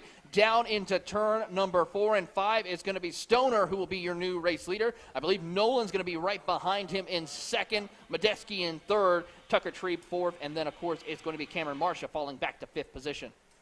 Nice start for A.J. Stoner there. Did all he could do to get around the outside. A really nice opening lap for him, and now he'll have Jacob Majeski right behind him in second position, and Isaac Nolan looks to have gotten through on Marcia as well. So Cameron Marcia has really not had the best opening lap. He was all the way back down in, I believe that's fifth position, even behind Holden Harder there. So really not what Cameron Marcia needed to see, but in the meantime, up at the front of the field, it's clearly A.J. Stoner up at the front position. We'll see if he can create any sort of gap from behind. Majeski's up to second, Isaac Nolan in third, Holden Harder in fourth, and yes, Cameron Marcia is in fifth, although as I say that, he goes for a move on the inside into turn 3, and I believe he's got the position on Holden Harder as we now focus on the battle for the lead, with A.J. Stoner leading this race ahead of Majeski and Isaac Nolan. Working their way out of turn number 6, they're heading towards turn 7 and 8. It's going to be Stoner, Majeski, and Nolan leading the charge here. There you see A.J. Stoner in that all-white number 12 machine as they come out of turn number 9. Heading now, he's going to have about multiple kart lengths ahead over Jacob Majeski as they work their way down towards turn 11. Great drive by A.J. Stoner, looking to see if he can come out on top here with this run here in today's race number 1 for the weekend, as they approach towards 12 and 13. Now, how about the battle for second starting to build up between Majeski and Isaac Nolan, who are now battling for second. Yeah, Majeski seems to struggle just a little bit for pace there. Now they come into turn 1. Nolan's going to send one late into turn 1, slides it up, gets the position. Oh, they make contact. Majeski is into the back of Isaac Nolan, and those two are out from second and third position, losing a ton of positions. Nolan is out of the race, and Majeski's lost a lot of time in the process.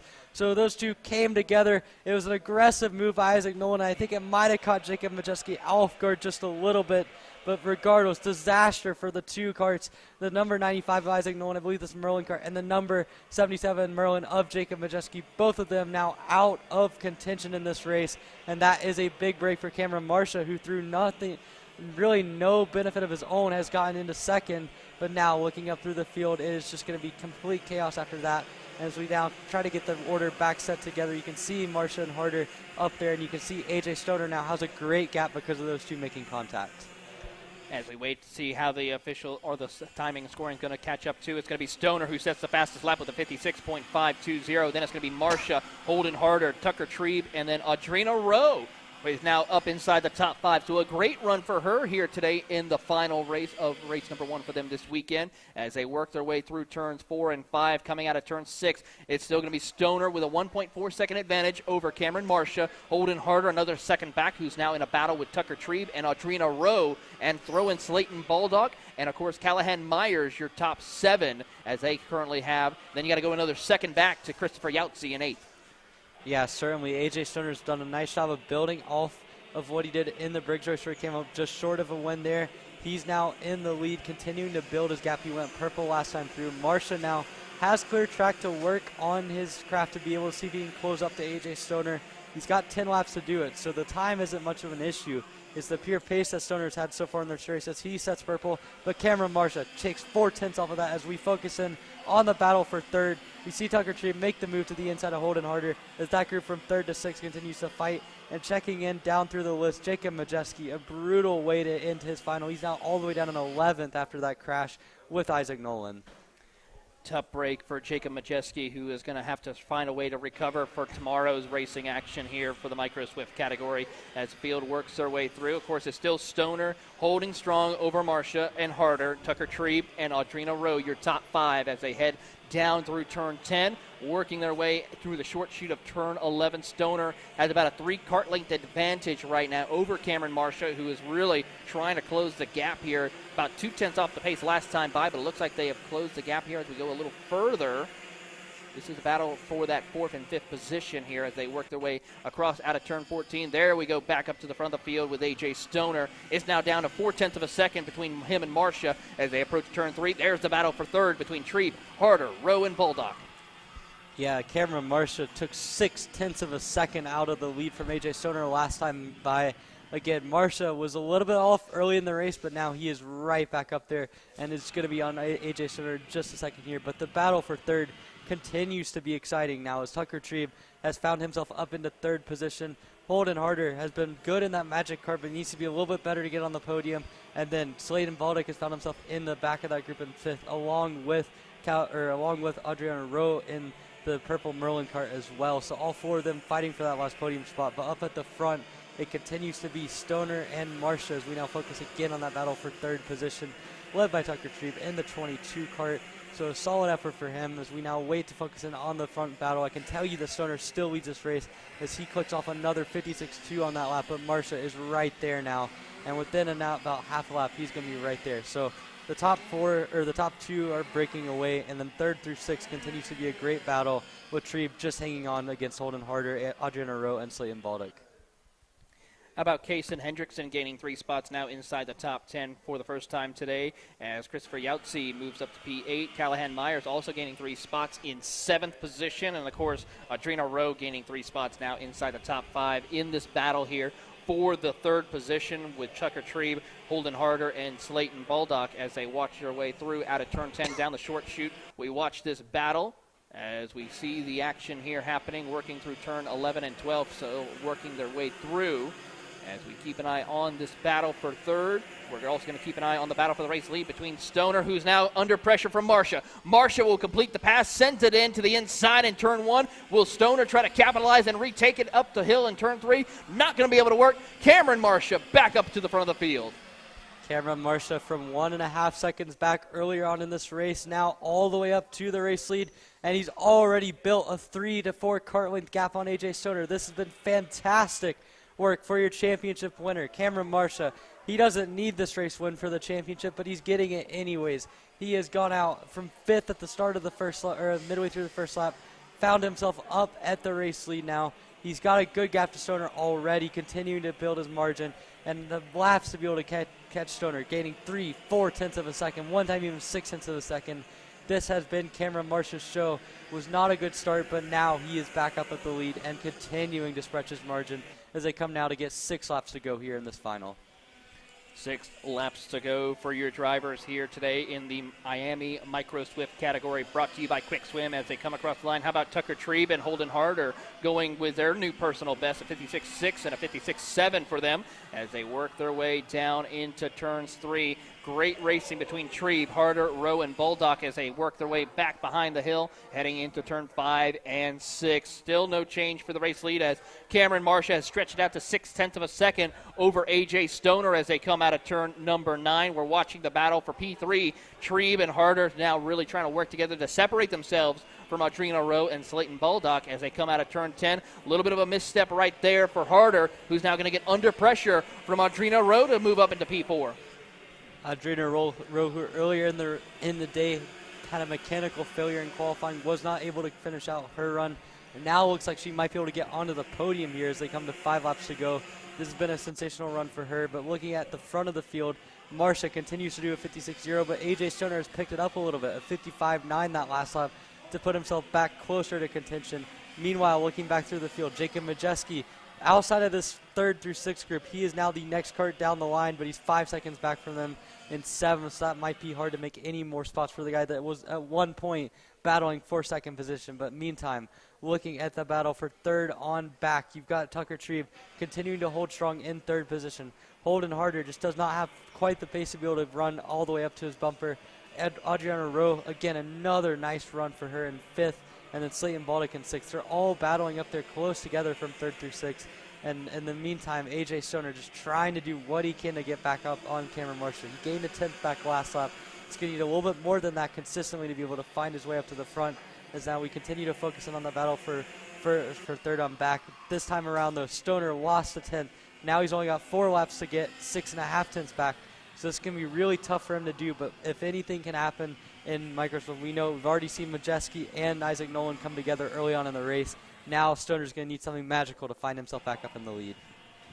He certainly is as the field works their way through turns 7 and 8, now approaching the hairpin at turn number 9. Stoner just trying to find a different line that's different from Cameron Marsh to see if he can find that extra 10th or 2 as we go a little further back to the battle of P3. Tucker Trebe has pulled away from Holden Harder, who is under immense pressure from Audrina Rowe and Slayton Baldock as they come out of turn number 10. Big run for Audrina as she tries to work her way up to the back bumper of Holden Harder to get into the 4th position as they head out of turn number 11 and 12. A little tap on the helmet right there for Harder, trying to see if they can work together to catch up to Tucker Trebe to move into the podium spots. Yeah, all of this going on in the meantime. Cameron Marcia continuing to run such a solid pace up at the front of the race. He's got now a 9/10 of a second gap to A.J. Stoner.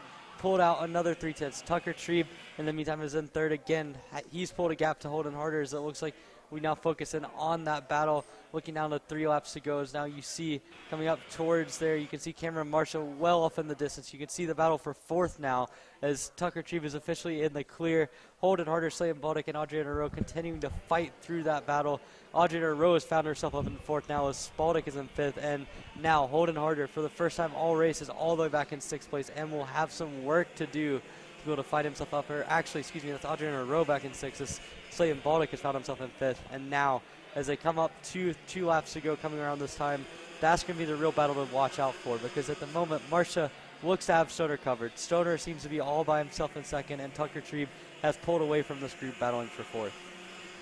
As we watch on the battle for 4th position here between Holden Harder and Slayton Baldock now as Audrina Rowe falls back to 6th position. Here 2 laps to go for your field of drivers as they continue to work their way through and work their way out of turn 3 and 4. We're going to see some great racing action here. Harder holding off Baldock here as they start to pull away from Audrina Rowe and now work their way out of turn number 6. Rowe falling off the pace just a little bit here, but the battle for 4th still rages on as we see Baldock trying to find an opening to get around Harder for position as they come out of turn number 9, approaching turn number 10. Trying to get the momentum they need on their side to wound those carts up. Now we see Baldock get right to the back bumper of Harder to try to see if he can make a pass. Not going to work into turn 11. Has to back off a little bit here as the white flag is in the air for Cameron Marcia one more time around, and he sets a new personal best and the fastest lap of the race of 55.832 as they cross the line.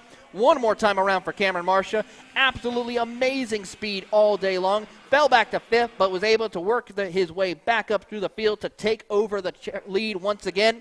And he's coming to possibly take a win here in the finals for your Micro Swift category, brought to you by Quick Swim as they come through the chicane of turn 8, the hairpin of turn 9. No pressure from A.J. Stoner, 1.3 seconds back from him as they head down the short chute over towards turn 11. It's a great drive for Cameron Marcia, who is able to now dive it down into the corner. Very smooth and consistent. Go over the curb a little bit of a jostle, but is able to still hold on for the 14 machine out of the final corner. Cameron Marcia on the pole, drops back to 5th, comes back and takes the win here. Fist bumps in the air as he wins the Micro Swift category. Outstanding stuff from Cameron Marcia, going purple on the last lap in the process of 55.7. Make it 6 wins in 7 races for the number 14 Nitro Kart driver. Sensational stuff for the guy from Granger, Indiana, making a name for himself at the Route 66 Sprint Series. And looking down the rest of the field, AJ Stoner, second in Briggs 206 Sportsman, now second in the Quick Swim Micro Swift class. Holden Harder fell just short of a podium as Tucker Tree was able to get it, and Slayton Baldock rounds out your top 5. Again, the story of this race, beyond Marcia falling back to 5th and coming out to win, has to be Jacob Majeski and Isaac Nolan making contact, but still an exciting Micro Swift race led by Cameron Marcia, who was flawless in his fight back through the field to win by over 2 seconds.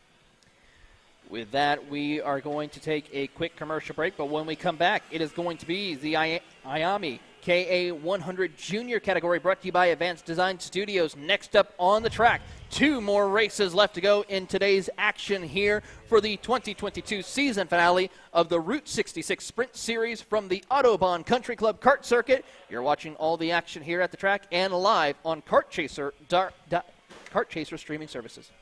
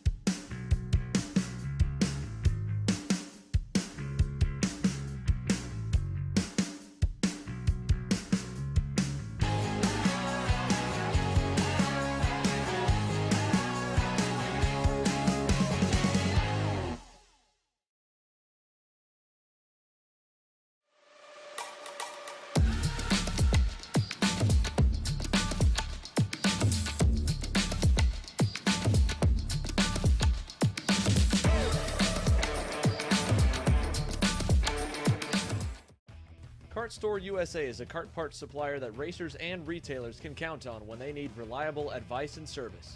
We focus on servicing all racers with honesty and pride while maintaining customer satisfaction. We carry a full stock of Kart Republic and Tony Kart chassis, as well as IAMI and Vortex Rock engines. We've also got a host of other parts available and in stock, such as products from Rev Performance Materials, Jekko Racing Seats, and more.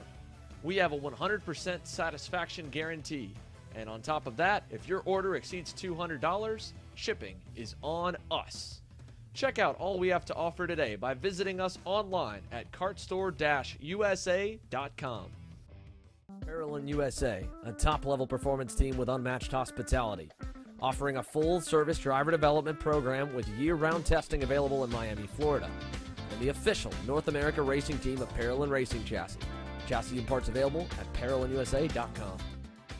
If you're looking for top-grade equipment, look no further than Rev Performance Materials, engine mounts, sprockets, and arcade chains. Available online now at RevPerformanceMaterials.com and through a dealer near you. The highest quality material, built to the highest quality standards. Rev Performance Materials.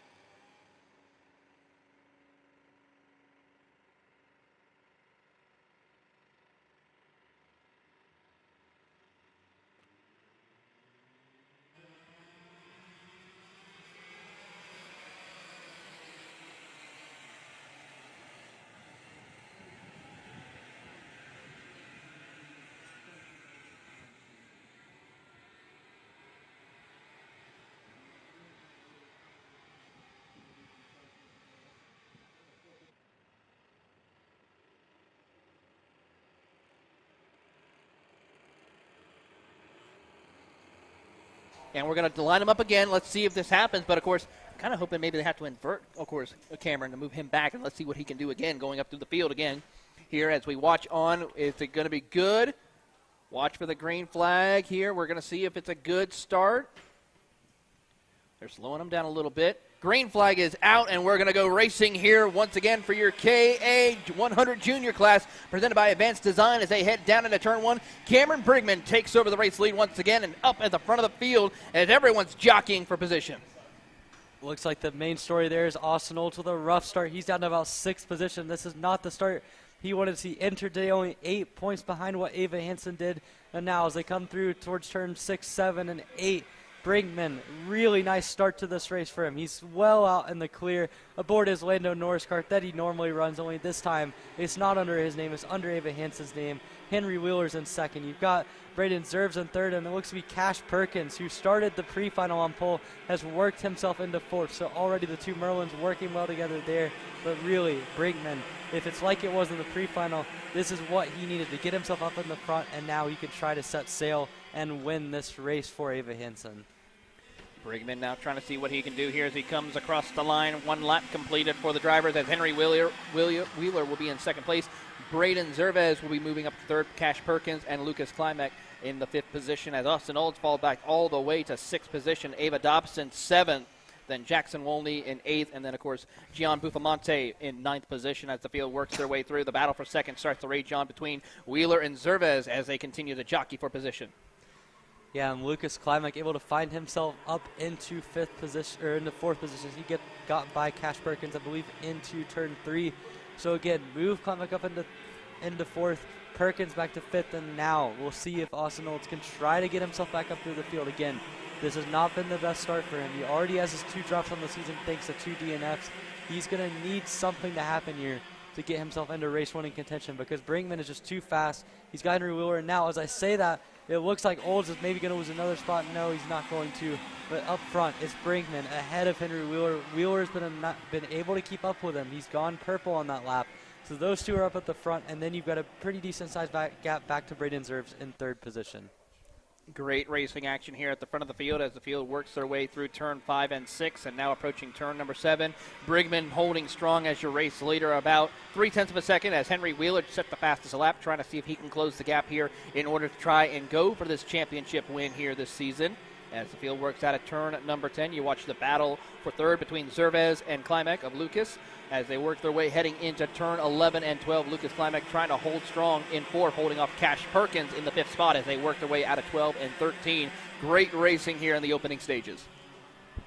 Yeah, already seeing some nice, consistent running here at the front of the field. This time it was Brinkman able to go purple by 0.3 as now we see Perkins making another move. Cash Perkins move him back into 4th place ahead of Klimek as well. All of this is hurting Austin Olds, who is in 6th and is going to be losing more and more time as these two battle. But Brinkman up at the front, I'm not sure it even matters because he's pulling 0.3 of a lap out from what Henry Wheeler is able to do behind him in 2nd. And what a move, what a show from Cameron Brinkman today. He started the pre-final in 15th. It's only been 3 laps in the final. There's a lot that can happen, but he is in a really good spot so far as he continues to build his lead over Henry Wheeler. It just shows the talent that Cameron Brinkman has had all weekend long. I mean, really just a great drive. And, of course, a great opportunity for, of course, Ava Hansen to go and win this championship here today, Emery. And one of the things I really got to say about this is Cameron Brinkman is definitely one of those people where you call them a super sub, where he's able to just go out there and do what needs to be done, which is win this race to win the championship for Ava Hansen. Yeah, I mean, let's be real here. Cameron Brinkman's one of the top junior drivers nationally. Like, there's no doubt about it. And to be honest with you, there's a couple other guys in this field that you could say the same thing about, but certainly Brinkman stands alone when it comes to the pedigree on the national scale this season. To see him up at the front is not surprising at all. The only thing different about it is this time it's not under his name, but certainly, I mean, Cameron Brinkman could win just about anywhere. Doesn't matter if you bring people overseas to race him. It doesn't matter if he's racing up at Badger in a local race. He's going to be up front anywhere he goes. And we're seeing that now as we now see Henry Wheeler in 2nd, another guy who's had some success nationally. He's coming under fire from Braden Zerves, who just went purple that last lap with a 53.18. He's going to have a shot here to get by Wheeler. This is not good for Wheeler's championship hopes, but certainly Brinkman putting down another lap goes with 52.8, and we'll have to see if Zerves is going to try to make a move to get himself into 2nd. As the field works their way up to the top of the hill at turn number 3, you see a lot of the competitors trying to jockey for position. As we watch on, Cameron Brigman goes by Henry Wheeler and Braden Zervez now jockeying and battling for second position as they come out of turn number 5 and 6, approaching the little chicane of turn number 8, heading into the braking zone of the hairpin of turn number 9. Zervez trying to find the opening he needs to get around Wheeler. Gets a great run out of turn number 9, not able to make anything work, though, through turn 10. He'll stay tucked up behind the 802 machine of Wheeler as they approach turn 11, the hairpin. Coming out of there, they'll work through turn number 12, back on the throttle through turn 13, but nothing for Zervez this time around as he tries to wound it back up. Meanwhile, Cash Perkins, Lucas Klimek really starting to close the gap now to the top 3. Yeah, at this point it seems to be Cameron Brinkman running his own race up the front, still gaining half a second a lap on Henry Wheeler.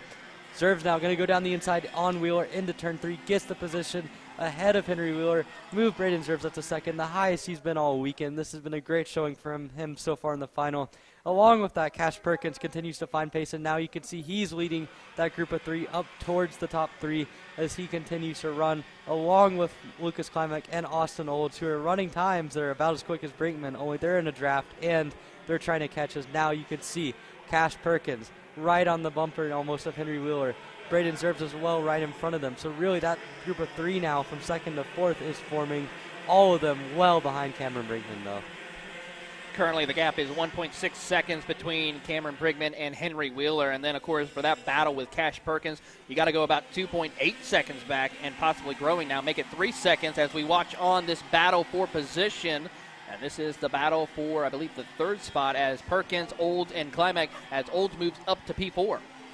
Yeah, we saw Cash Perkins there getting by Henry Wheeler for the 3rd position. Again, Wheeler continues to fade backwards. This has not been the final that the MPG Motorsports duo of Henry Wheeler and Austin Olds wanted to have happen, and now they're right behind each other on track while Braden Zervs and Cash Perkins, the Merlin duo, are in 2nd and 3rd. This has been about as good as we've seen either of them run on the Route 66 Sprint Series so far this season. And now Cash Perkins right back up to 2nd, almost to 2nd. He's in 3rd right now, but he's right up on the rear end of Braden Zervs. And again, Perkins, a breakout weekend for him so far as we wait now to see them come across from through the last corner. There goes Cameron Brinkman, well off in the distance. Then you've got the group of 2nd on back, almost 3.5 seconds back to Braden Zervs and Cash Perkins.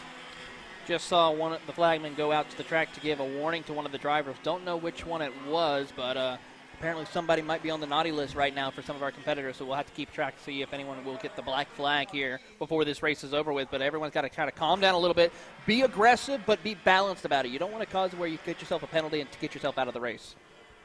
Yeah, I mean, at this point, if you're a Henry Wheeler or Austin Olds, you've absolutely got to be aggressive, try to get as many positions as you can. But you've got to do it sensibly, too. I mean, this is the thing. You see in junior racing oftentimes drivers can be a little bit too aggressive. As now, speaking of aggressive, we see Cash Perkins on the inside of the skid pad section, gets himself into 2nd. The highest he's been since starting the pre-final on pole position and leading the first lap. Now he's got Braden Zervs right behind him. Will they work together? Looks like Zervs content to push Cash Perkins. And so move Cash Perkins all the way up to 2nd from 6th on the grid. Not a bad run. Not quite as good as what we saw Brinkman do in the pre-final, but still, for the young driver, as I say that, they all accordion together. That's going to allow Wheeler to get underneath Zervs, but that group for 2nd through 5th really battling well together, as you can see Cash Perkins leading them. Cash Perkins doing what he needs to do now here after having a dismal pre-final race, now capitalizing on this to have a good redemption run for him here, running in 2nd place, as we see, of course, Cameron Brigman just pulling away from the field. 4.3 seconds separates him from Cash Perkins as they work down towards turn 11 right now. It is going to be Perkins, Zervez, Wheeler, and Olds, your top 5 rounding out the field. And then it's going to be Michael Leavitt, who's in the 6th position, currently gaining 4 spots. Lucas Klimek has fallen back to 7th. Then it's Jackson Wolney in 8th position. Quentin McPherson is in 9th. And then rounding out your top 10 is Ava Dobson, who's fallen back a ways, who's continuing to fall. Now moves up to P9 as the field works their way across the field. 4 laps to go for your race leader, Cameron Brigman. Yeah, and it looks like Cash Perkins maybe struggling to lead the group a little bit. You've seen him make a couple mistakes in the last couple laps, specifically that time coming through turn 1, clipped the curb. But again, this is a great learning experience for Cash.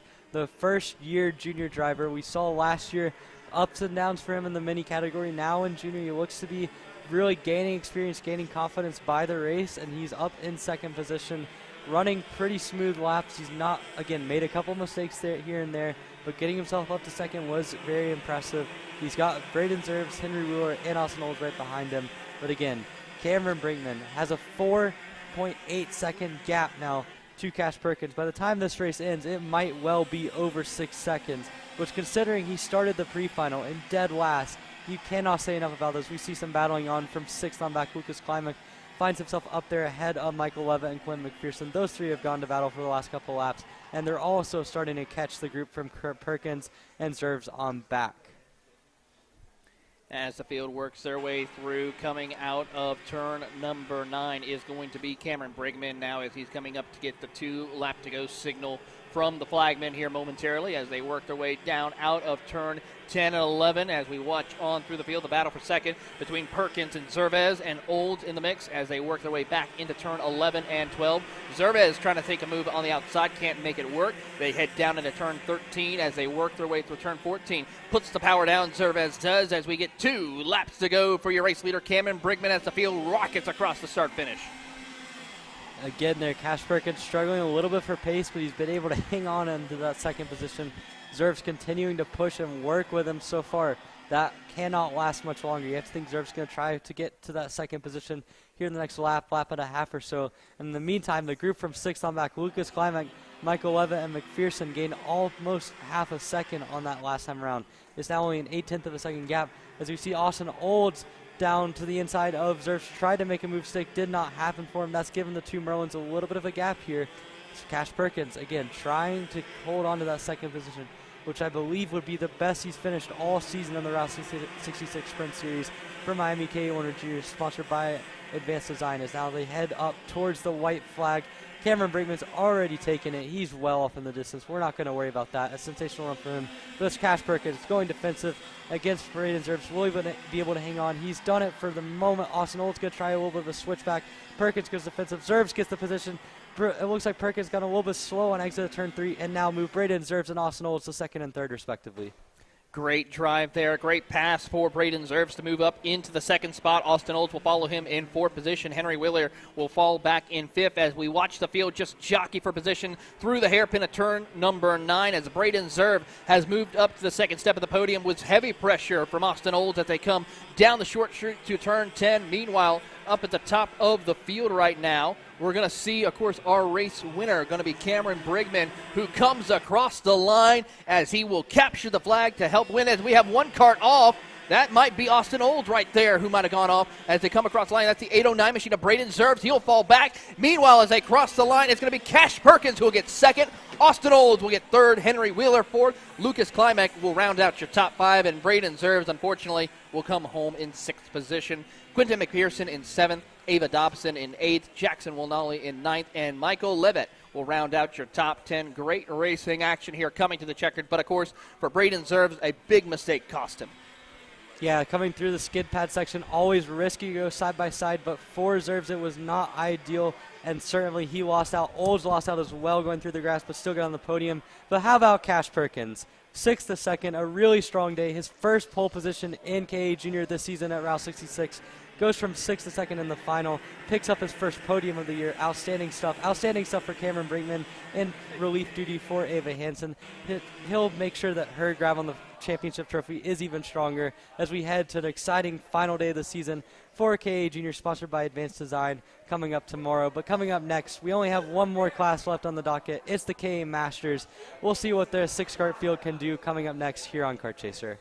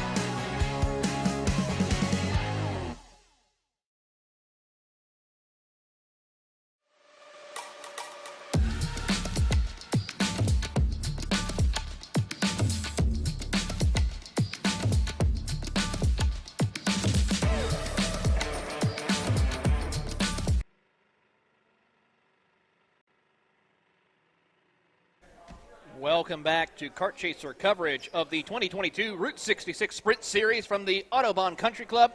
6 karts out on the track as Martin will lead them to the green flag here for the KA Masters, brought to you by Franklin Douglas as they work their way through. Martin with his teammate Christian Vormier will lead the charge up the top of the hill through turn 3. As they work their way through, Roman Pandas and Chris Sudanek will battle for the 3rd spot. Laurencio Martin has been dominant all season. Looks like he's continuing to try to find himself in the championship lead. He missed the 2 rounds at Cincinnati, but other than that, has been a flawless year so far for him. He's got Christian Vormier right in tow here as they come through turn 9. Already a good gap forming between those two and the rest of the field. So we'll have to see how that factors in, but certainly a great start to the race for Laurencio Martin with Christian Vormier in tow. Roman Padons has settled in the 3rd. It looks to be Chris Sinek in P4. Jeff Bays in P5, and Randy Klimek running out your field. So already the front 2 getting a nice gap, as you can see Klimek moves his way up to 5th. But certainly Martin and Vormier have been the class of the field, Martin in particular, and they start off this race in very much the same way. Laurencio Martin is currently holding strong now over Christian Vormier. 0.3 of a second. Those two are going to try to work together to pull away from the rest of the field. So the battle for 3rd position is going to be very strong between Roman Pandons and Chris Sudanek. Randy Klimek is going to be in 5th position. Jeff Bays falls back to 6th spot as they work their way out through turn 5 and 6, heading into the kink of turn 8 and now into the hairpin of turn number 9. A great battle for 3rd on back between Pandas, Sudanek, and Klimek as they work their way through. And heading out down towards turn number 10, down the short chute towards turn 11. Laurencio is currently holding strong over Christian Vormier as the 2 teammates work together and just try to pull away. Over 1.5 seconds now separates them from the rest of the field. Yeah, it'll be interesting to see if Christian Vormier can stay in tow with Laurencio Martin here. We saw in the pre-final that he was able to keep up for a couple of laps, but eventually started losing 4 or 5 tenths a lap. So far through the final, through 2 laps, it looks like he's able to keep up with Martin, just staying right in the tire tracks of the number 82 kart of the Techno. Again, Martin and Christian Vormier have been at this for a while. They have been very prominent figures on the Route 66 and USBKS master scene. And so far through 2 laps, it looks like they're pulling enough of a gap to make it to where it's just between the 2 of them. It's a 1.8 second gap back to Roman Padons. Randy Klimek has moved his way up to 4th position. We saw some promising pace for him in the pre-final, but so far in the final, he's going to have to go a little bit quicker than that to make it anything happen notable. So far, it's really going to look to be right between the 2 techno karts of Laurencio Martin and Christian Vormier, who just went purple on that last lap. As they work their way through, keeping an eye on your top 2. We're going to go a little further back to Roman Padons and Randy Klimek. As they work their way through, coming across the line, it's going to be just about 11 laps to go here for your race leader as they work their way up to the top of the hill of turn number 3. Roman Padons and Randy Klimek are really having a good battle for the 3rd spot right now, a little further on as they work their way through the middle of turns 4 and 5, heading into turn number 6 now as they work their way through. Klimek trying to close the gap, but currently right now cannot find the speed he needs in order to get around Roman Pandas. Yeah, certainly we're already seeing just the consistency of Martin and Vormier take place, although Martin has definitely extended the gap just a little bit more on this lap to be able to give himself a little bit more breathing room over his Techno teammates. So as they head on, going through lap number 4 right now, we've already seen consistent running from the 2 of them. We've seen now a big gap back to Padons and Klimek in 3rd and 4th, and again, they're just going to have to find quite a bit of pace here because Martin has just really been unstoppable through the course of the season. Today has been no different. He pulls out another 2 tenths over Vormier. Padons in 3rd, almost half a second back, or 7 tenths of a second off the pace of what Martin was doing, and Randy Klimek even further back. So it really quickly is turning into the Christian Vormier and Laurencio Martin show, and more specifically at the front of the field, at the very front in P1, it looks to be the Laurencio Martin performance here. Laurencio Martin is definitely going to be the dominant force here to deal with in the KA Masters and this category, brought to you by Franklin Douglas as the field works their way through the field. We're watching the battle for P3 here. Of course, Roman Pandas and Randy Klimek battling for position as Klimek tries to find the speed he needs to close the gap between him and Roman as they head down into turn 11 and 12. Out of turn 12, they'll make the run to turn 13. You just see how bouncy the track is for these KA Masters as they try to just survive a lap after lap here around this circuit. Yeah, another lap in the books, and now we see Randy Klimek going down the inside of Roman Padons into turn 1. He's going to get the move done, so a sensational job there from Randy Klimek to get himself up into 3rd position. Now we'll see if he has the pace that he ran in the pre-final. I mean, certainly doesn't have a lot of time to get anything done. I don't know if it's going to be feasible for him to get himself into the top 2, as he's got a big gap to make up there. And specifically, you're looking at over a 2.5-second gap back to Christian Vermeer. But at the front of the field, Mardan continues to take about a tenth or so off of what his teammates are able to do. And we're going to have to see if Vermeer can find any sort of pace to match that, because so far this weekend, the answer has been no. But in the meantime, looking at Randy Klimek, he's been able to pull a little bit of a gap here on this last lap to Roman Pedans. And again, Klimek, a nice showing for him. We saw in the pre-final a lot of pace. We're seeing it maybe again in the final, but it might be too little too late as Mardan continues to extend his lead up at the front half a second this time through. And with that, Martin has picked it up to a 53.042 over the rest of the field. Christian Vormier is 1.1 seconds back. Then you got to go another 3 seconds back to Randy Klimek with Roman Pendon, as Randy has moved up to P3 right now. Christian Serdenek and Jeff Bays, no really major issues there, as Serdenek is trying to keep pace with Roman Pendaz and Randy Klimek, as Jeff Bays has fallen off the pace, 3.8 seconds back. Yeah, again, just continuing to see the Laurencio Mardan, no matter what he does, continues to be about 2 to 3 tenths quicker. That last lap, though, pulled out a full half a second. So impressive stuff from the number 82 driver. He's been the class of the field this whole weekend, this whole season. So it's no surprise to see it happening, but still an impressive show of pace from the Technocart driver. Christian Vermeer is firmly in second at this point. He's going to be that way looking for the rest of the race as he puts in a new personal best, only a couple tenths off of what Mardan does. But 7 laps to go, 1.3 seconds is the gap. I don't see it getting any closer unless something drastic happens. So at the moment, looks like Mardan's got this race firmly settled in P1. Vermeer's comfortably quicker than anyone else on the track, bar Mardan in P2. And then in third on back, you've got Klimek and Pedans fighting for third and fourth. And Chris Serdenek not too far behind in fifth, but it's Jeff Bays all by himself in sixth position. Tough break for Jeff Bays, as well as he was definitely going to be one to watch here in this class, but unfortunately not going to be able to work out, as we watch Mardan and Christian Vormier battling and working their way through, logging laps to try to just get to the end of the race and enjoy a great victory celebration for the 1-2 finish for the Technocarts as they work out of turn number 14 across the line. 6 laps to go for your race leader of Mardan. Christian Vormier is going to be quite a ways back, 1.6 seconds back from his teammate, Mardan. Then Randy Klimek comes across the line ahead of Roman Pandas as they continue to work their way through. This is going to be a great battle for P3. Yeah, it looks like it's heating back up again, as now you can see that Randy Klimek has been able to find quite a bit of pace this race, but Pedans is sticking with him now. 53.5 for both of them on that last lap. They're still a few tenths off of what Mardan is able to do, so that's not a worry at all. But certainly those top two have pulled away quite a bit. Mardan has 1.6 seconds back to Vormier at this point. So, again, we saw Vormier stick with him for about 3 laps, but then eventually just did not have the pace to catch the Technocart. Again, the 82 Laurencio Mardan, who has been very good all season long. But today, another level, another extra notch of pace and performance from Laurencio Mardan as he comes across a complete lap number 9. Does a 53.0 again, 6 tenths clear what Christian Vormier has done. Klimek and Pedans do 53.3 and 53.1 respectively, so they picked up the pace, but still, their fight's going to be raging on for P3, but Mardan has this under control at the race lead.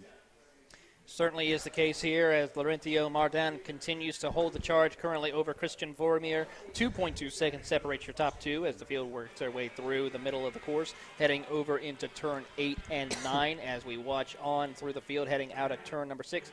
There we see Mardan, who holds the charge right now in his number 82 machine. The Technocart in that beautiful white, blue, and pink machine as they continue to work their way through the middle of turn 13 and 14 as they're coming up to take 4 laps to go. Vormier a little bit further back in second place, just about coming up to 3 seconds separating your top two as Mardan goes to a 53, almost a flat, but it's a 53.005. So he is trying to get into the 52-second bracket.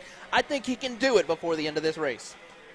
Yeah, for sure. Laurencio Mardan at this point is racing against himself out there. He's got almost 3 seconds to Christian Vormier, pulled out another 6 tenths that lap. At this point, you're trying to get a 52, trying to get an extra point in the time trial. I don't know if it's going to lead to ice cream or water or whatever, but certainly there's some kind of incentive out there for Mardan to get that extra little bit of pace, if nothing else other than just trying to get the win. As we see now, continuing to push the cart hard, he's pulled out a big gap over his teammate Christian Vormier, continuing to drive his own race, continuing to run a pace that cannot be matched by anyone else in the field. as Randy Klimak in third, meanwhile, pulled out a little bit more of a gap on that last lap to Roman Pedans. But Laurencio Martin coming down to 3 laps to go. We're going to see if he can get that 52. He runs the exact same time of 53.005, so tantalizingly close, but just cannot get into the 52-second bracket. Well, if he does get into the 52-second bracket, I say we should give him some ice cream because that would be a good way to celebrate. Of course, it is a little bit not as hot of a day as we've seen in other racing events this week or this season, but still a very muggy, warm day. And, of course, we're going to see how that's going to come into play tomorrow. As we look at the forecast, there is a little bit of rain possibly later in for the finals. So that's going to provide a little bit of an interesting scenario for our drivers. But as we watch, Laurencio Martin continues to lead the charge here to go as he's going to get, I believe, the 2-to-go signal here for your race leader, Laurencio Martin, who is continuing to just absolutely decimate the field here today as they head down towards the back half of the course, heading down the front straightaway. 2 laps to go for Martin. Yeah, I certainly think it might be worthwhile to have some ice cream on the table here for Laurencio Martin, but only if you can get into the 52-second bracket. We don't like to reward ice cream for people that are running 53s. So at the moment, that describes everyone in the field. But looking back, he's got almost a 4-second lead on Christian Vormier, so a very, very strong performance for Laurencio. He's got this thing under control. Randy Klimak is in third. He's probably got the closest battle on the track at his hands at the moment. You can see just a little bit of action going on, but it looks like Roman Pedans just doesn't quite have the pace to be able to match what Klimak's able to do consistently. He can keep in the draft, but doesn't have the speed to get all the way up there. But as they come through the skid pad section, you can see another just strong lap for Laurencio Martin. Will this be the lap he gets in the 52s? I don't know. But regardless, he's been so consistent in this race. He was able to withhold a little bit of pressure from Vormier early on. As he takes the white flag, he's got this race well and under control. Heading back down, another 53.055, almost into the 52-second bracket. Close, but not enough to get the ice cream, I have to say. He's got one more attempt to do it as he tries to work his way through. As Laurencio Martin continues to lead the charge as one kart goes off the pace a little bit. Randy Klimak loses his position to Roman Pendas to move on up to P3 right now as they work their way through and continue to watch on.